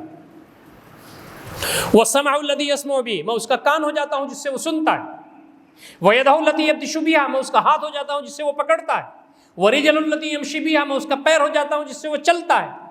اور آگے فرمایا وَلَئِنِ سَأَلَنِي لَأُعْطِيَنَّ, مجھ سے مانگتا ہے تو میں ضرور دیتا ہوں, اس کی دعا قبول کرتا ہوں. وَلَئِنِ اسْتَعَاذَنِي لَأُعِيذَنَّ, میری پناہ میں آنا چاہتا ہے تو میں اس کو اپنی پناہ میں لے لیتا ہوں. یہ ہے اسپریچول ڈیولپمنٹ. ہم نے کوئی آرٹیکل لکھا تو اس کو سنا گیا ڈسٹرکٹ کے لیول پر. ہم نے کوئی بڑا کام کیا تو اس کو اسٹیٹ گورنمنٹ نے ہم کو ایوارڈ دیا. ہم نے بہت بڑا کوئی کام کیا, دنیا میں لوگ کام کرتے ہیں تو نوبل پرائز ملا. لیکن ہم نے کوئی ایسا کام کر لیا کہ اللہ رب العزت نے اس کا تذکرہ اپنے پاس کیا. اس سے بڑا کوئی اعزاز کا کام نہیں ہو سکتا ہے. آدمی کہاں تک جا سکتا ہے؟ آدمی یہاں کہاں تک جا سکتا ہے؟ یونائٹڈ نیشن آرگنائزیشن تک جا سکتا ہے. اس سے اوپر کہاں جائے گا؟ وہ اپنے ملک سے نیچے آگے گئے تو وہاں پہنچے. بندے کی اڑان یہاں تک ہے کہ وہ عرش الہی تک پہنچ سکتا ہے, اللہ تعالیٰ کے دل تک پہنچ سکتا ہے. یہ ہے اسپریچول ڈیولپمنٹ. کوئی کوشچن ہے؟ کوئی کوشچن ہو تو بتائیے. کوئی پوچھنا ہے، کچھ جوڑنا ہے تو بتائیے۔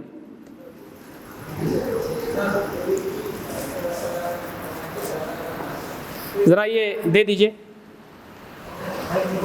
آپ کے پروگرام کاپی میں کوئی خاص بھی چوٹ تو نہیں رہ گئی؟ جی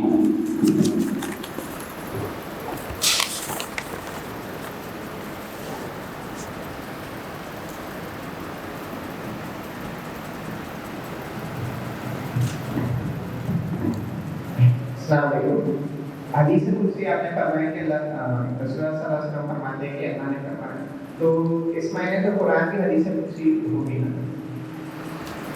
حدیث قرآن بھی رسول اللہ صلی اللہ علیہ وسلم نے فرمایا کہ اللہ تعالیٰ نے فرمایا۔ نہیں، قرآن مجید تو وحی مطلوع ہے۔ قرآن مجید یہ اللہ کا کلام ہے۔ قرآن مجید یہ 30 پاروں میں ہے۔ قرآن مجید کے بارے میں معلوم ہے کہ الحمدللہ رب العالمین سے والناس تک یہ قرآن مجید اللہ کا کلام ہے۔ یہ وحی کے ذریعے نازل ہوا، جبریل امین لے کر کے آئے، نبی اکرم صلی اللہ علیہ وسلم کو بتایا، یہ تو ہو گیا۔ اب نبی اکرم صلی اللہ علیہ وسلم نے جو باتیں بتائی ہیں اس کو حدیث کہتے ہیں، اس کو اصطلاح میں وحی بھی کہتے ہیں۔ وحی وہ بھی ہے، لیکن وحی غیر مطلوع ہے۔ وہ وما ينطق عن الهوى ان هو الا وحی یوحى، نبی اکرم صلی اللہ علیہ وسلم اپنی مرضی سے نہیں بولتے، بلکہ وحی ہوتی ہے جو وہ بولتے ہیں۔ تو ایک تو قرآن مجید ہے وحی مطلوع کا مطلب وہ وحی جس کی تلاوت کی جاتی ہے، اور غیر مطلوع کا مطلب جس کی تلاوت نہیں کی جاتی ہے وہ حدیث شریف ہے۔ اب رہا حدیث قدسی، نبی صلی اللہ علیہ وسلم فرماتے ہیں یہ کرو وہ کرو، یا آپ کہتے ہیں کسی کو کہ بھئی فلاں کام جو تم نے کیا بہت اچھا کیا، یا آپ نے خود کر کے دکھایا، یہ سب احادیث ہیں۔ لیکن جب آپ یہ کہیں کہ اللہ رب العزت یہ فرماتا ہے تو وہ حدیث قدسی ہوئی، وہ قرآن مجید میں نہیں ہے۔ وہ حضرت جبریل لا کر کے آپ کو نہیں بتائے، وہ اللہ رب العزت کی طرف سے دوسرے انداز سے آپ پر وحی ہوئی۔ تو یہ قرآن مجید تو وحی ہے، وہ وحی مطلوع ہے۔ احادیث میں احادیث کی یہ قسم یہ ہے کہ نبی صلی اللہ علیہ وسلم جب یہ کہیں کہ اللہ تعالیٰ یہ فرماتا ہے تو وہ حدیث قدسی ہوتی ہے۔ قدس کہتے ہیں پاک چیز کو، حدیث قدسی پاک حدیث، یعنی اس کی نسبت اللہ تعالیٰ کی طرف ہے۔ اور کوئی صاحب؟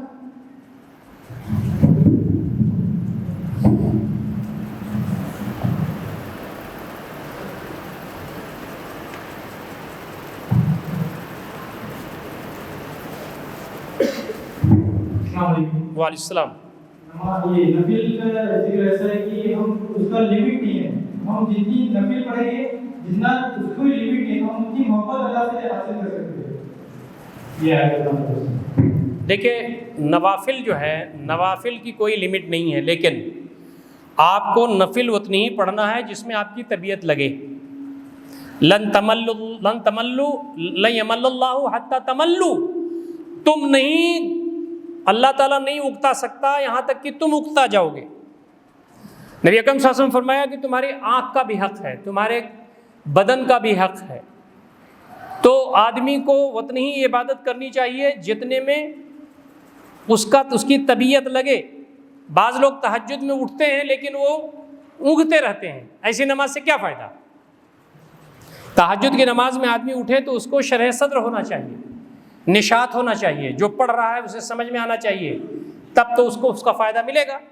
آدمی اٹھ گیا اب اونگ رہا ہے تو کیسے ہوگا؟ نبی صلی اللہ علیہ وسلم فرماتے ہیں کتنے تہجد گزار ایسے ہیں جو تہجد کی نماز پڑھتے ہیں لیکن وہ نماز ان کے سر سے اوپر نہیں جاتی، رات جاگتے ہیں۔ اور کتنے روزے دار، نفلی روزے دار ایسے ہیں جو وہ روزہ رکھتے ہیں لیکن وہ بھوک و پیاس برداشت کرتے ہیں۔ کیوں؟ اس کے اندر وہ روحانیت نہیں ہوتی۔ تو آمادگی ہونا ضروری ہے، روحانیت ہونا ضروری ہے۔ نہیں ہوگا تو صرف ریاکاری ہوگی، دکھاوا ہوگا، کچھ ملے گا نہیں۔ ٹھیک ہے جناب؟ ٹھیک ہے؟ السلام علیکم۔ وعلیکم السلام ورحمۃ اللہ۔ آپ نے فرمایا تھا کہ ایمان لانے سے پہلے علم ضروری ہے، مگر جب تک اللہ سبحانہ وتعالیٰ نہیں چاہے گا کہ ہدایت دینا کسی انسان کو تب تک اسے ہدایت نہیں ملے گا۔ تو آپ جو ہے وہ تقدیر کی طرف مت جائیے، تقدیر کا ٹاپک الگ ہے۔ آدمی جب ہدایت مانگنا چاہتا ہے، توفیق اسے حاصل کرنا چاہتا ہے، آمادگی ہوتی ہے تو اللہ تعالیٰ دے دیتا ہے۔ انا ہدیناہ السبیل، اما اما کافر و اما شکورا، ہم نے راستے دونوں دکھا دیے. آدمی ادھر جانا چاہتا ہے تو راستہ ہموار ہو جاتا ہے، آدمی ادھر جانا چاہے راستہ ہموار ہو جاتا ہے. یہ کبھی بھی نہیں ہے کتاب و سنت میں کہ آدمی اچھائی کی توفیق مانگ رہا ہے اللہ تعالیٰ شر کی توفیق دے دے، یہ کبھی بھی نہیں ہوگا. اللہ تعالیٰ بندے کو بتا رہا ہے کہ تمہارے پاس عقل ہے، دماغ ہے، تمہارے پاس دل ہے، تمہارے پاس آنکھ کان ناک ہے، یہ سب کا استعمال کر کے تم دیکھو کہ تمہیں کدھر جانا چاہیے. ان السمع والبصر والفؤاد كل اولئک کان عنہ مسئولا، یہ جو سب دی گئی ہیں حواس، اس کے بارے میں پوچھ گچھ تمہاری ہوگی. اب آدمی عقل کا استعمال نہیں کرتا، آنکھ کا استعمال نہیں کرتا، کان کا استعمال نہیں کرتا، سوجھ بوجھ کا استعمال نہیں کرتا، اور وہ کہتا ہے کہ جناب میں جیسے ہوں چلتا رہوں گا. تو اللہ رب العزت ایسا نہیں ہے کہ وہ جانا چاہتا ہو کوئی آدمی چوری کرنے تو اللہ تعالیٰ کہے کہ نہیں اسے چوری نہیں کرنا ہے. آدمی تلوار چلاتا ہے، بندوق سے مارنا کسی کو چاہتا ہے تو اللہ تعالیٰ کہے گا کہ نہیں گولی نہ چلے اور وہ آدمی مرے نہیں، ایسا نہیں ہوگا. اسی طریقے سے بندہ نماز پڑھنا چاہے تو اللہ تعالیٰ اس کو اٹھا کے شراب خانے کی طرف کر دے، ایسا بالکل نہیں ہوگا. بندہ اچھائیوں کی طرف جانا چاہتا ہے تو اچھائیوں کے لیے اللہ تعالیٰ راستہ ہموار کر دیتا ہے. اور کبھی ایسا نہیں ہوگا کہ بندہ اچھائیوں کی طرف جانا چاہے اور اللہ تعالیٰ برائیوں کی طرف کر دے. یہ اللہ تعالیٰ کی سنت کے خلاف ہے.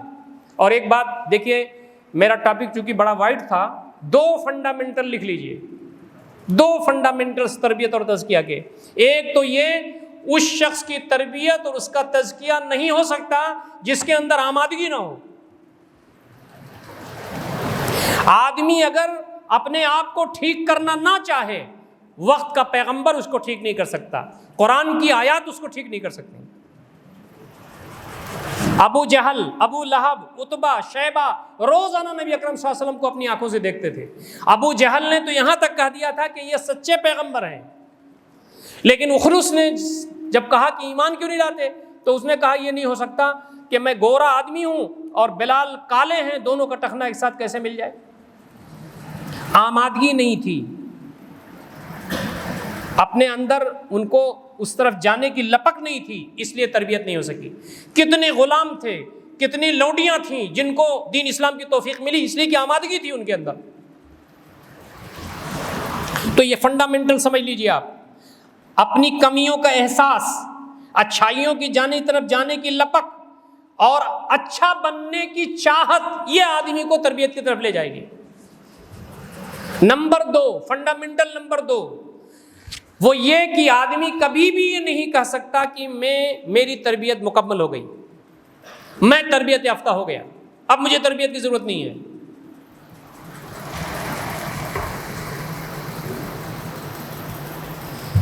40 سال سے اگر آدمی تہجد کی نماز پڑھ رہا ہے، وہ بھی نہیں یہ کہہ سکتا کہ میری تربیت مکمل ہو گئی.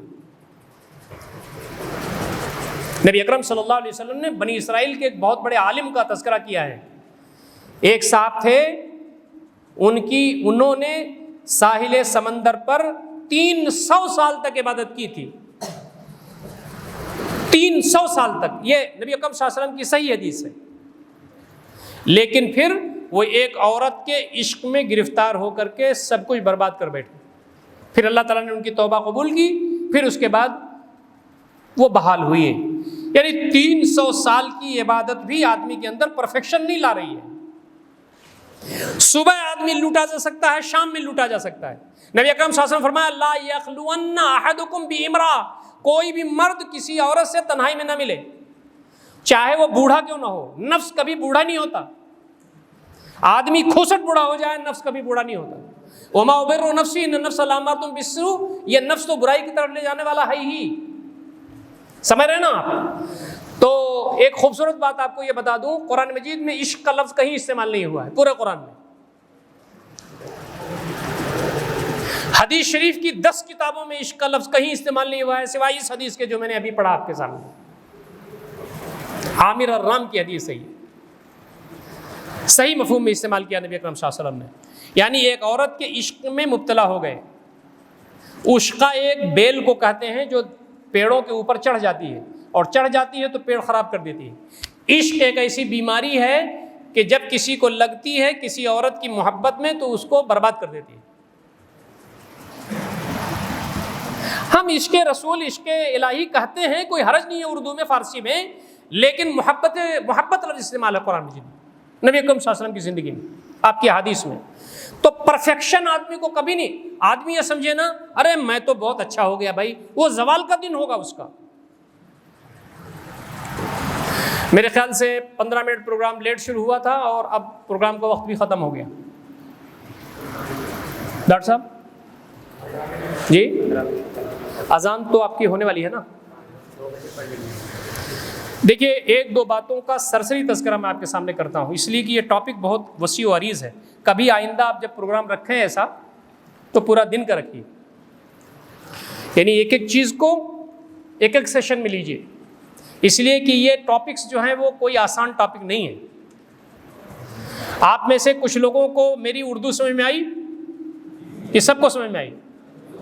تھوڑا میں ذرا، آپ میں سے ہو سکتا ہے کچھ لوگ اردو والے نہ ہوں، انگلش والے ہوں یا ریجنل زبان جانتے ہوں.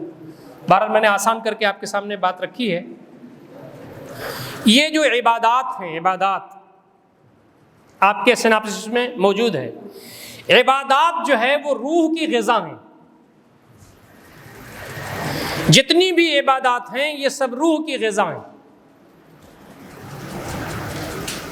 نماز کے بارے میں بتائیے، آپ کوئی صاحب بتا سکتے ہیں نماز کے سلسلے میں کہ نماز کے 3 بنیادی کام کیا ہیں؟ نماز کا 3 بنیادی کام کیا ہے؟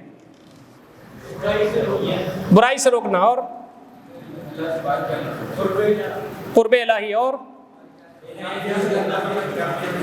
ہیں یاد کر ہیں، ہاں وہ تو آ گیا.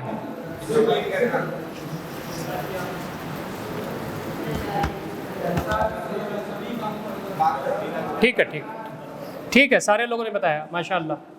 دیکھیے نماز جو ہے نا، نماز یہ طے کرتی ہے کہ آدمی مومن ہے کہ کافر ہے. یہ ہے لائن، کنٹرول لائن ہے یہ، بالکل ایک ملک اور دوسرے ملک کے درمیان حد فاصل، ایک دین اور دوسرے دین کے درمیان حد فاصل. من ترک الصلاۃ متعمدا فقد کفر، جس نے جان بوجھ کر کے نماز چھوڑی کافر ہو گیا. بین الاسلام والکفر ترک الصلاۃ، اسلام اور کفر کے درمیان یہ نماز ہے. اب نماز انسان کی روحانیت کی تعمیر کیسے کرتی ہے؟ بندگی ایسے کرو جیسے اللہ تعالیٰ تم کو دیکھ رہا ہے. نہیں معاف کیجیے، تم اللہ تعالیٰ کی عبادت ایسے کرو جیسے تم اللہ کو دیکھ رہے ہو. وَإِن لَمْ تَكُنْ تَرَى، اگر تم اللہ کو نہیں دیکھ سکتے تو اللہ تعالیٰ تم کو دیکھ رہا ہے. تو اللہ کو دیکھنا یہ مشاہدہ ہے، اور اللہ تم کو دیکھ رہا ہے یہ مراقبہ ہے. ہم میں سے کتنے لوگ ایسے ہیں جو نماز پڑھتے ہیں تو اس جذبے سے کہ ہم اللہ کو دیکھ رہے ہیں، یا نہیں تو اللہ ہم کو دیکھ رہا ہے. اس جذبے کو بڑھانے کا نام روحانی ارتقاء ہے. نماز جا کے پڑھ لینا، وضو کرنا، نماز پڑھ لینا، سجدہ کر لینا، رکوع کر لینا، یہ تو ایک فارمیلٹی ہے جو پوری کی گئی. لیکن نماز میں ایسے نماز پڑھیں جیسے ہم اللہ کو دیکھ رہے ہیں، اور یہ کیفیت اگر نہیں ہو سکتی تو اللہ ہم کو دیکھ رہا ہے. ٹھیک ہے جناب. نبی اکرم صلی اللہ علیہ وسلم کے پاس ایک صحابی آئے، انہوں نے کہا اللہ کے نبی صلی اللہ علیہ وسلم مجھے نصیحت فرما دیجیے. آپ نے فرمایا صلی صلاۃ مودع، تم ایسے نماز پڑھو جیسے تمہاری آخری نماز ہو. کوئی آدمی پھانسی کی سزا دی جانے والی ہے اور وہ 2 رکعت نفل پڑھ رہے ہیں یا نماز پڑھ رہے ہیں، تو نماز کیسی ہوگی آپ اندازہ کیجئے. موت کی سزا دے جانے سے پہلے 2 رکعت کی نفل تاریخ اسلام میں کس نے پڑھا؟ اور سب سے پہلے تاریخ اسلام میں سب سے پہلے موت کی سزا دینے سے پہلے 2 رکعت نفل کس نے پڑھی؟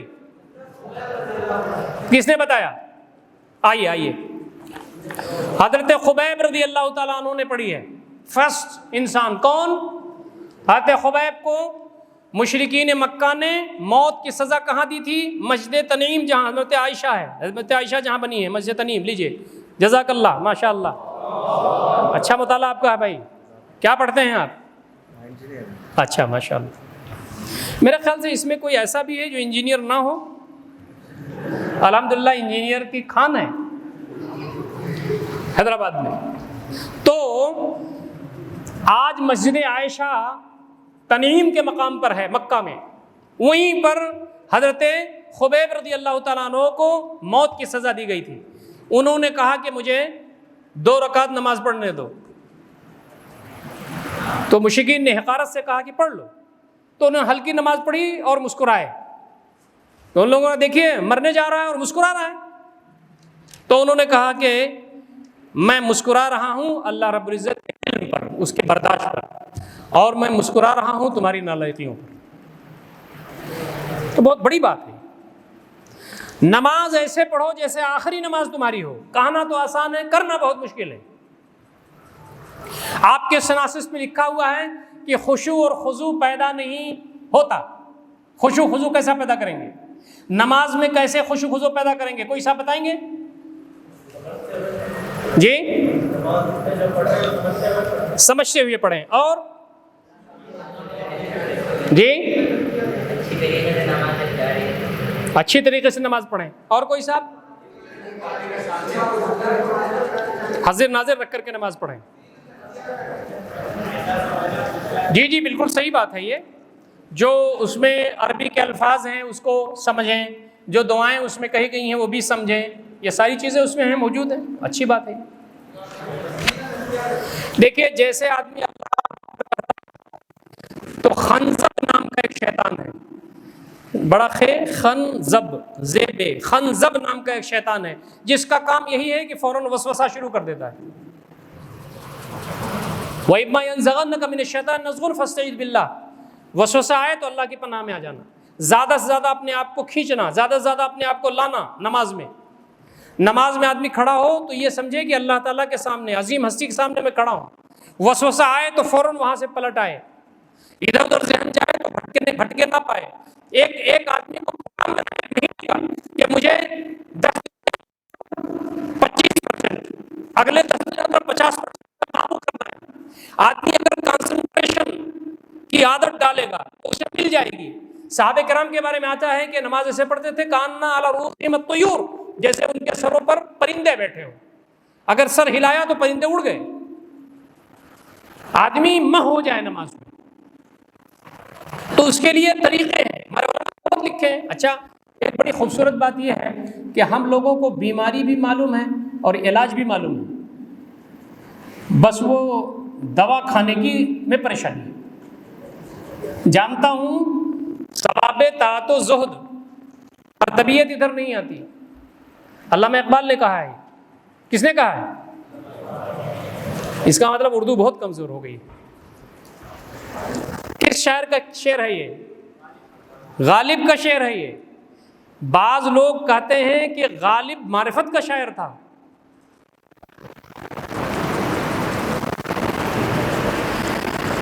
تو غالب کے اشعار بہت اچھے ہیں. کہنے کا مطلب یہ ہے کہ اگر آدمی کو سب کچھ معلوم ہو لیکن طبیعت ادھر نہ جاتی ہو، اس کا مطلب دل کی بیماری میں مبتلا ہے. باتیں سمجھ میں آتی ہیں، سب کچھ ہوتا ہے لیکن طبیعت آمادہ نہیں ہوتی، اس کا مطلب یہ ہے کہ روحانی بیماری میں مبتلا ہے. اس بیماری سے اس کو نکلنا ہوگا. تو نماز وغیرہ میں اپنے آپ کو زیادہ، ہمارے علماء کیا کہتے ہیں، یعنی ہمارے فقہا یہ کہتے ہیں کہ پوری نماز میں اگر ایک مرتبہ بھی حاضر ہے تو نماز ہو جائے گی.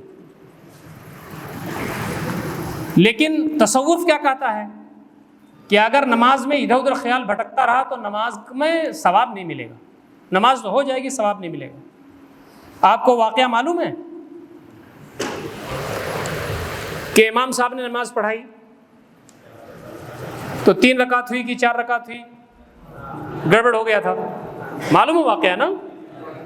ایک صاحب تھے بہت ہی پرسکون انداز میں نماز پڑھتے تھے، تو ان سے پوچھا کہ بھئی انہی سے پوچھ لو. تو انہوں نے کہا بھئی 3 رکعت ہوئی ہے اس لیے کہ 4 دکانیں ہیں میری، 1 رکعت میں 1 دکان کا حساب ہو جاتا تھا لیکن آج پورا نہیں ہوا، اس کا مطلب امام صاحب نے 3 ہی پڑھائی. یہ ایک لطیفہ ہے لیکن یہ ہر آدمی کا مسئلہ ہے، کسی کا زیادہ کسی کا کم.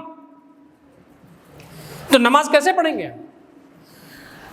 عروہ کہتے ہیں، عروہ بہت مشہور تابعی ہیں. عروہ کہتے ہیں ہم عبداللہ بن عمر رضی اللہ تعالیٰ عنہ کے ساتھ طواف کر رہے تھے خانہ کعبہ کا. تو عروہ کہتے ہیں میں پوچھتا تھا کہ شیخ عبداللہ بن عمر رضی اللہ تعالیٰ عنہ، شیخ یہ مسئلہ کیسے ہے، یہ مسئلہ کیسے ہے، بتائیے یہ مسئلہ کیسے ہے. وہ کچھ بولتے ہی نہیں تھے. جب طواف ختم ہوا تو عروہ نے حضرت عبداللہ بن عمر رضی اللہ تعالیٰ عنہ سے کہا کہ میں نے آپ سے اتنا زیادہ پوچھا لیکن آپ بولے ہی نہیں. انہوں نے کہا آپ کیا پوچھ رہے تھے، مجھے تو پتہ ہی نہیں چلا. طواف کے دوران وہ بات کر رہے تھے اور حضرت عبداللہ بن عمر کہتے ہیں مجھے پتہ ہی نہیں چلا. وہ یہ کہہ رہے تھے کُنَّا نَتَخَيَّلُ اللَّهَ بَيْنَ أَعْيُنِنَا، ہم تو طواف کر رہے تھے اور اللہ رب العزت کا خیال اپنی نگاہوں میں کر رہے تھے.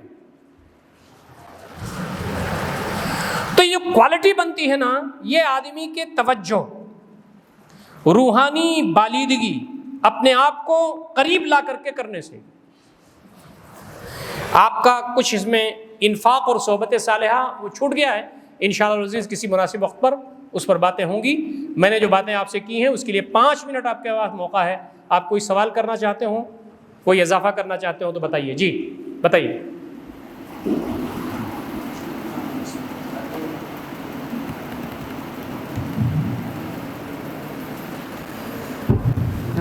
اور بدعت میں تھوڑے سچویشن میں کیا ڈفرنس بتا دیں گے؟ جزاک اللہ. کوئی نا شرک نہیں بٹ بدعت ہوتا ہے تو اس میں اور نفل میں کیا ڈفرنس؟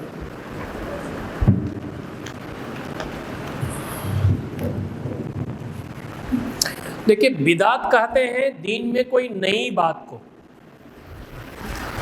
قرآن میں نہیں ہے، حدیث میں نہیں ہے، کتاب و سنت کی اسپرٹ سے الگ چیز ہے، وہ بدعت ہے. تو نفل اور سنت کا مطلب کیا ہے؟ آپ رکعتیں نماز کی پڑھنا چاہیں نفل ہے، آپ نفل روزہ رکھنا چاہیں نفل ہے، آپ بندوں پر خرچ کرنا چاہیں دین اسلام کے راستے میں نفل ہے، آپ حج کرنا چاہیں نفل ہے. تو یہاں پر جو بات کہی گئی ہے وہ نفل کا مطلب یہ ہے کہ دین اسلام میں عبادات جو فرض ہیں اس سے زیادہ آدمی کرے. بدعت یہ ہے کہ دین اسلام میں کوئی ثبوت ہی نہیں ہے اس کا اور وہ کرنے لگے. تو دونوں بڑا بنیادی فرق ہے. اور کوئی صاحب پوچھ رہے تھے؟ جی. اللہ تعالیٰ بولے کہ اللہ تعالیٰ کے سلسلے میں پہلے فیصلے فرماتا تو اس کو دین کی سمجھ عطا فرماتا. اور ایک آیت میں مما توفیق نہیں ملا، تو جن کو توفیق نہیں ملی جن کو توفیق نہیں ملی ان کا کیا قصور ہے جب ان کو توفیق ملی؟ کیونکہ توفیق تو اللہ کی طرف سے ہے.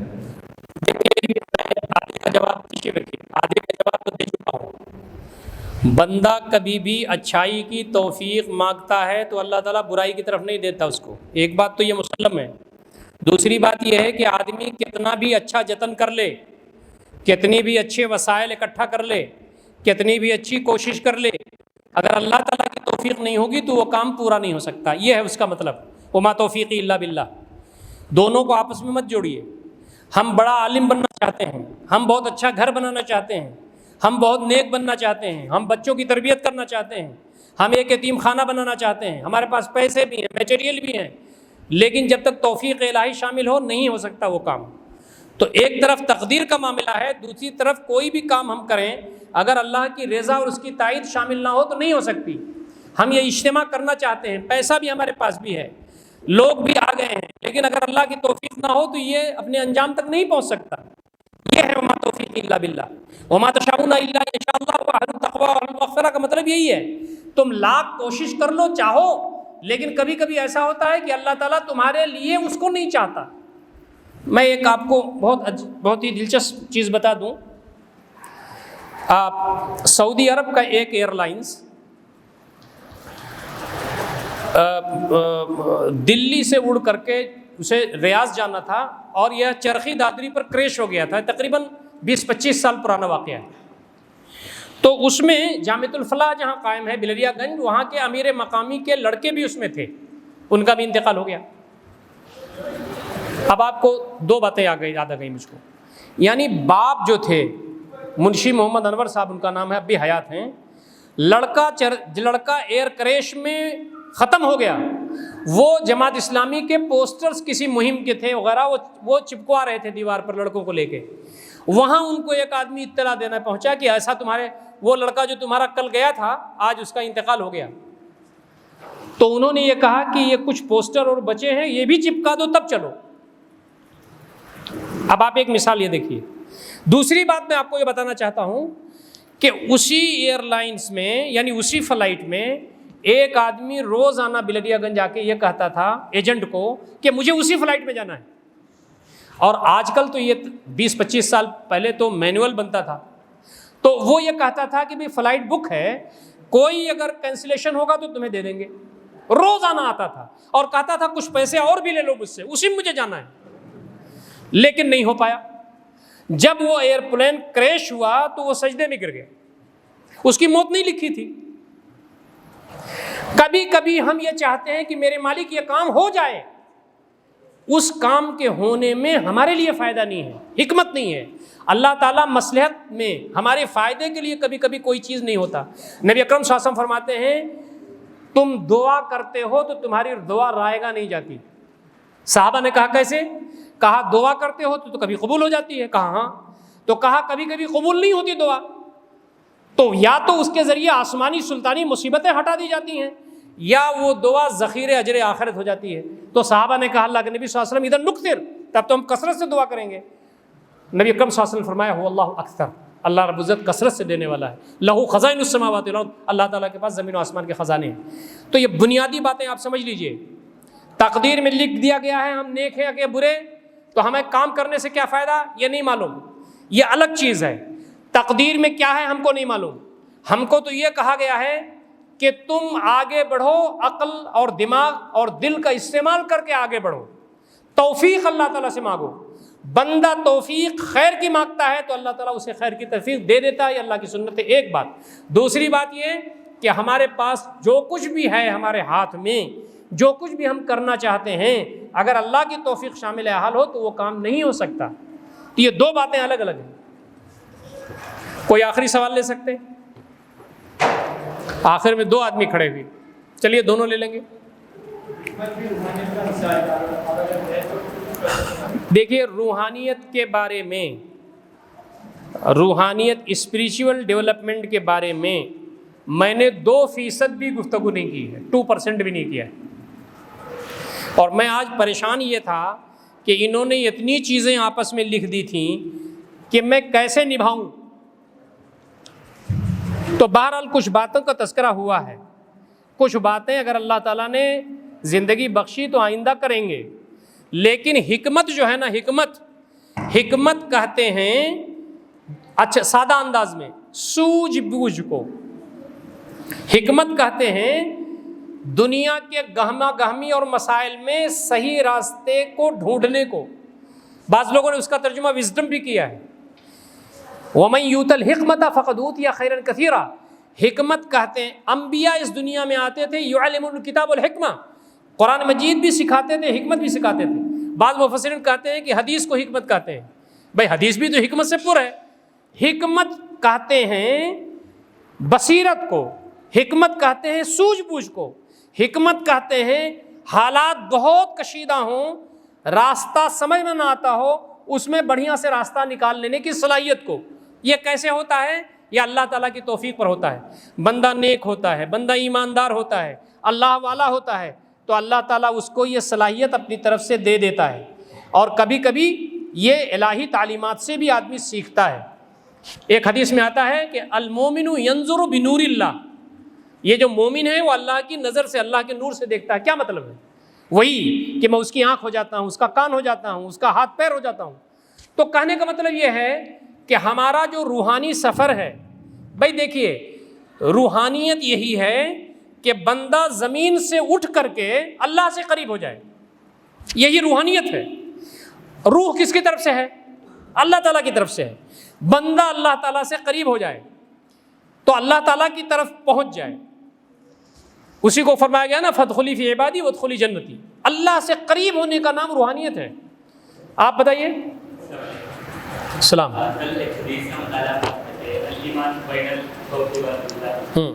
ایمان جو اسٹیٹ ہو خوف اور امید کے بیچ میں ہے, اس اسٹیٹ میں اس کا بھی آپ بھائی کس پر گفتگو کر سکتے ہیں؟ کہنے کا مطلب یہ ہے کہ آدمی کو اپنی جو اپنے عبادات پر گھمنڈ نہیں ہونا چاہیے، اپنے اعمال پر گھمنڈ نہیں ہونا چاہیے۔ میں تکبیر اولیٰ میری 10 سال سے نہیں چھوٹی، تو ایک گھمنڈ آتا ہے نا اپنے آپ کو۔ میں قرآن مجید تو روز مطالعہ کرتا ہوں، اور جناب میں تو نوافل روز پڑھتا ہوں، تہجد میں پڑھتا ہوں، میں لوگوں کی مدد کرتا ہوں، میں تسبیحات اتنا پڑھ لیتا ہوں۔ تو آدمی کو گھمنڈ ہو کہ میں بہت نیک ہوں، جنت میں نہیں جاؤں گا تو کون جائے گا؟ قاضی عیاض رحمۃ اللہ علیہ لکھتے ہیں، یہ بہت بڑے یعنی عابد اور زاہد تبع تابعی ہیں، وہ یہ کہتے ہیں کہ کوئی شخص اگر یہ سمجھتا ہے کہ دنیا کے مسلمانوں میں 2-4 مسلمان ایسے بھی ہیں جن سے میں اچھا ہوں، تو وہ پکا مسلمان نہیں ہے۔ دنیا کا سب سے کمتر مسلمان اپنے آپ کو سمجھنا چاہیے۔ اپنے سے یعنی لوگوں سے اچھا مسلمان اگر سمجھ رہا ہے تو اس کے ایمان میں خلل ہے۔ حضرت عمر رضی اللہ تعالیٰ عنہ کہتے ہیں کہ اگر اعلان ہو جائے کہ سب لوگ جنت میں جاتے ہیں سوائے ایک آدمی کے، تو عمر یہ سمجھے گا کہ کہیں میں نہ ہوں۔ پھر اس کے الٹا بھی انہوں نے کہا کہ سارے لوگ جہنم میں جائیں اور صرف ایک آدمی جنت میں جائے، تو عمر یہ سمجھے گا کہ میں نہ ہوں۔ تو الایمان بین الخوف والرجا، ایمان امید اور بیم کے درمیان ہے۔ میرے مالک یہ جو میں نے اعمال کیے ہیں تو اسے قبول فرمائے گا اور جنت ضرور دے گا۔ ایک پہلو تو یہ ہے، دوسرا پہلو یہ ہے کہ کہیں ایسا نہ ہو کہ میرے اعمال اللہ تعالیٰ قبول نہ فرمائے، تو مجھے کانپنا چاہیے اور اعمال اچھے کرنا چاہیے۔ یہ ہے دونوں کے درمیان۔ آدمی ادھر بھی سوچے اور ادھر بھی سوچے، یہ نہ سمجھے کہ جناب اب میں تو گنہگار ہوں، اب کہاں جاؤں گا میں، یا یہ نہ سمجھے کہ بہت بڑا آدمی ہو گیا ہوں، اب تو جنت لکھ دی گئی ہے میرے اوپر۔ حسن بصری رحمۃ اللہ علیہ چلے جا رہے تھے اور قافلہ پورا ساتھ میں تھا، رات میں پڑاؤ ڈالا گیا تو تہجد میں تقریباً آدھا لوگ اٹھے، تہجد کی نماز پڑھی، ان کا لڑکا بھی ان کے ساتھ تھا حضرت حسن بصری کا رحمۃ اللہ علیہ۔ تو آدھے جو مسلمان سوئے ہوئے تھے وہ فجر میں اٹھے، تہجد نہیں پڑھی انہوں نے۔ لڑکے نے اپنے ابا سے یہ کہا، حسن بصری سے، یہ کیسے مسلمان ہیں، تہجد کے لیے اٹھتے نہیں، سوتے رہتے ہیں یہ لوگ، یہ کیسے مسلمان ہیں؟ حسن بصری نے روکا اور کہا کہ بیٹے اس سے بہتر تو یہ تھا کہ تو بھی تہجد نہ پڑھتا۔ سمجھ گئے نا آپ؟ مال کا گھمنڈ، عزت کا گھمنڈ، شہرت کا گھمنڈ، بیوی بچوں کا گھمنڈ، دنیا داری کا گھمنڈ، علماء لکھتے ہیں کہ وہ سب سے بڑا گھمنڈ تقویٰ کا گھمنڈ ہے۔ آدمی کو کبھی بھی یہ نہیں سمجھنا چاہیے کہ میں کچھ ہوں، کچھ نہیں ہوں۔ اللہ رب العزت کی توفیق ہے تو روزہ نماز کر رہے ہیں، عبادات کر رہے ہیں۔ اللہ کی توفیق ہٹی تو کچھ بھی نہیں ہے۔ یہ جو ہم بول رہے ہیں یہ تو اس کی توفیق ہے نا، یہ جو ہم لکھ رہے ہیں اس کی توفیق ہے، چل پھر رہے ہیں اس کی توفیق ہے۔ جو لوگ نان اسٹاپ بولتے تھے آج وہ اپنا نام نہیں بیان کر سکتے، جو لوگ بہت بڑی بڑی کتابیں لکھتے تھے آج اپنا دستخط نہیں کر سکتے، جو لوگ یہ سمجھتے تھے کہ ان کے بغیر دنیا چلے گی نہیں وہ قبرستان میں آرام کر رہے ہیں۔ تو اپنی اوقات میں رہنا یہ بہت بڑی چیز ہے۔ اللہ تعالیٰ نے دیا تو ملا، وہ نہ دے تو کوئی دینے والا نہیں ہے۔ کوئی آدمی بھیک مانگ رہا ہے تو کھڑے ہو کر کے یہ سوچو کہ اللہ رب العزت یہ کر سکتا ہے کہ ہمیں وہاں کھڑا کر سکتا ہے، ہم بھیک مانگ سکتے ہیں، یہ پوزیشن میں کر سکتا ہے وہ۔ اس کا بڑا کرم ہے کہ اس نے ہم کو دینے والا بنا دیا۔ تو کبھی بھی کسی کو حقیر نہیں سمجھنا، کوئی بیمار ہے اس کو حقیر نہیں سمجھنا، کوئی غریب ہے اس کو حقیر نہیں سمجھنا۔ نبی صلی اللہ علیہ وسلم فرماتے ہیں تمہارے دروازے پر کوئی مانگنے والا اگر گھوڑے پر سوار ہو کر کے آتا ہے اس کو بھی دو، پتہ نہیں کیا پوزیشن میں وہ ہو۔ تو آدمی کو اپنی اوقات میں رہنا چاہیے اور ہمیشہ اپنے آپ کو دیکھنا چاہیے کہ اللہ تعالیٰ نے مجھے کہاں سے نکال کر کے کہاں تک پہنچایا ہے۔ ایک بہت بڑے فارن افیئرس میں پاکستان کے ایک بہت بڑے اعلیٰ افسر ہیں، وہ جو ایران کا انقلاب آیا اس میں وہ ایران میں تھے، کتاب اچھی لکھی انہوں نے۔ ایک جگہ انہوں نے لکھا ہے جب میں سوچتا ہوں کہ میرا بنگلہ ہے، میرے پاس گاڑی ہے، میرے اتنے عہدے پر ہوں، تو میں اپنے کمرے میں جاتا ہوں۔ طالب علمی کے زمانے میں ایک میرا چھوٹا سا بکسا تھا ٹوٹا پھوٹا، تو میری پینٹ ہے، میری شرٹ ہے، میرے کچھ ٹوٹے پھوٹے کپڑے اس میں ہیں، ان کو اٹھا کر کے دیکھتا ہوں تو مجھے تسلی ہو جاتی ہے کہ میں یہاں تھا، اللہ تعالیٰ نے مجھے یہاں پہنچایا۔ نبی اکرم صلی اللہ علیہ وسلم کو فتح مکہ میں ایک آدمی لایا گیا، وہ آپ کے جلال کو دیکھ کر کے ہیبت میں آ گیا اور وہ کانپ رہا تھا۔ تو نبی صلی اللہ علیہ وسلم نے اس کو اپنے پاس کھینچ کر کے اس کے کندھے پر ہاتھ رکھا اور کہا کہ کیوں پریشان ہو تم، کیوں تم بے قابو ہو رہے ہو، کچھ بھی نہ ڈرو، انا ابن امرات تاکل القدید بمکہ، میں تو اس عورت کا بیٹا ہوں جو غربت کی وجہ سے مکہ میں گوشت کو سکھا کر کے کھایا کرتی تھی۔ اپنی اوقات میں رہنا ہمیشہ سیکھیے کہ اللہ تعالیٰ نے ہم کہاں تھے کہاں پہنچایا، اور اگر اس کی نظر کرم ہٹ جائے تو کوئی نہیں ہے سہارا دینے والا اس دنیا میں۔ یا ایھا الناس انتم الفقراء الی اللہ واللہ هو الغنی الحمید، تم سب فقیر ہو، اللہ بے نیاز ستودہ صفات ہے۔ ہم کو مال دیا ہے تو آزما رہا ہے، زبان دی ہے تو آزما رہا ہے، کسی کو غریب بنایا ہے تو آزما رہا ہے، کسی کو بیمار بنایا ہے تو آزما رہا ہے۔ یہ آزمائش کی دنیا ہے، سب کی قدر کیجئے، آگے اپنا راستہ بنائیے اور اللہ تعالیٰ سے توفیق مانگیے۔ اقول قولی ھذا استغفر اللہ لی ولکم اجمعین واستغفروہ انہ الغفور الرحیم۔ بہت بہت شکریہ، جزاک اللہ۔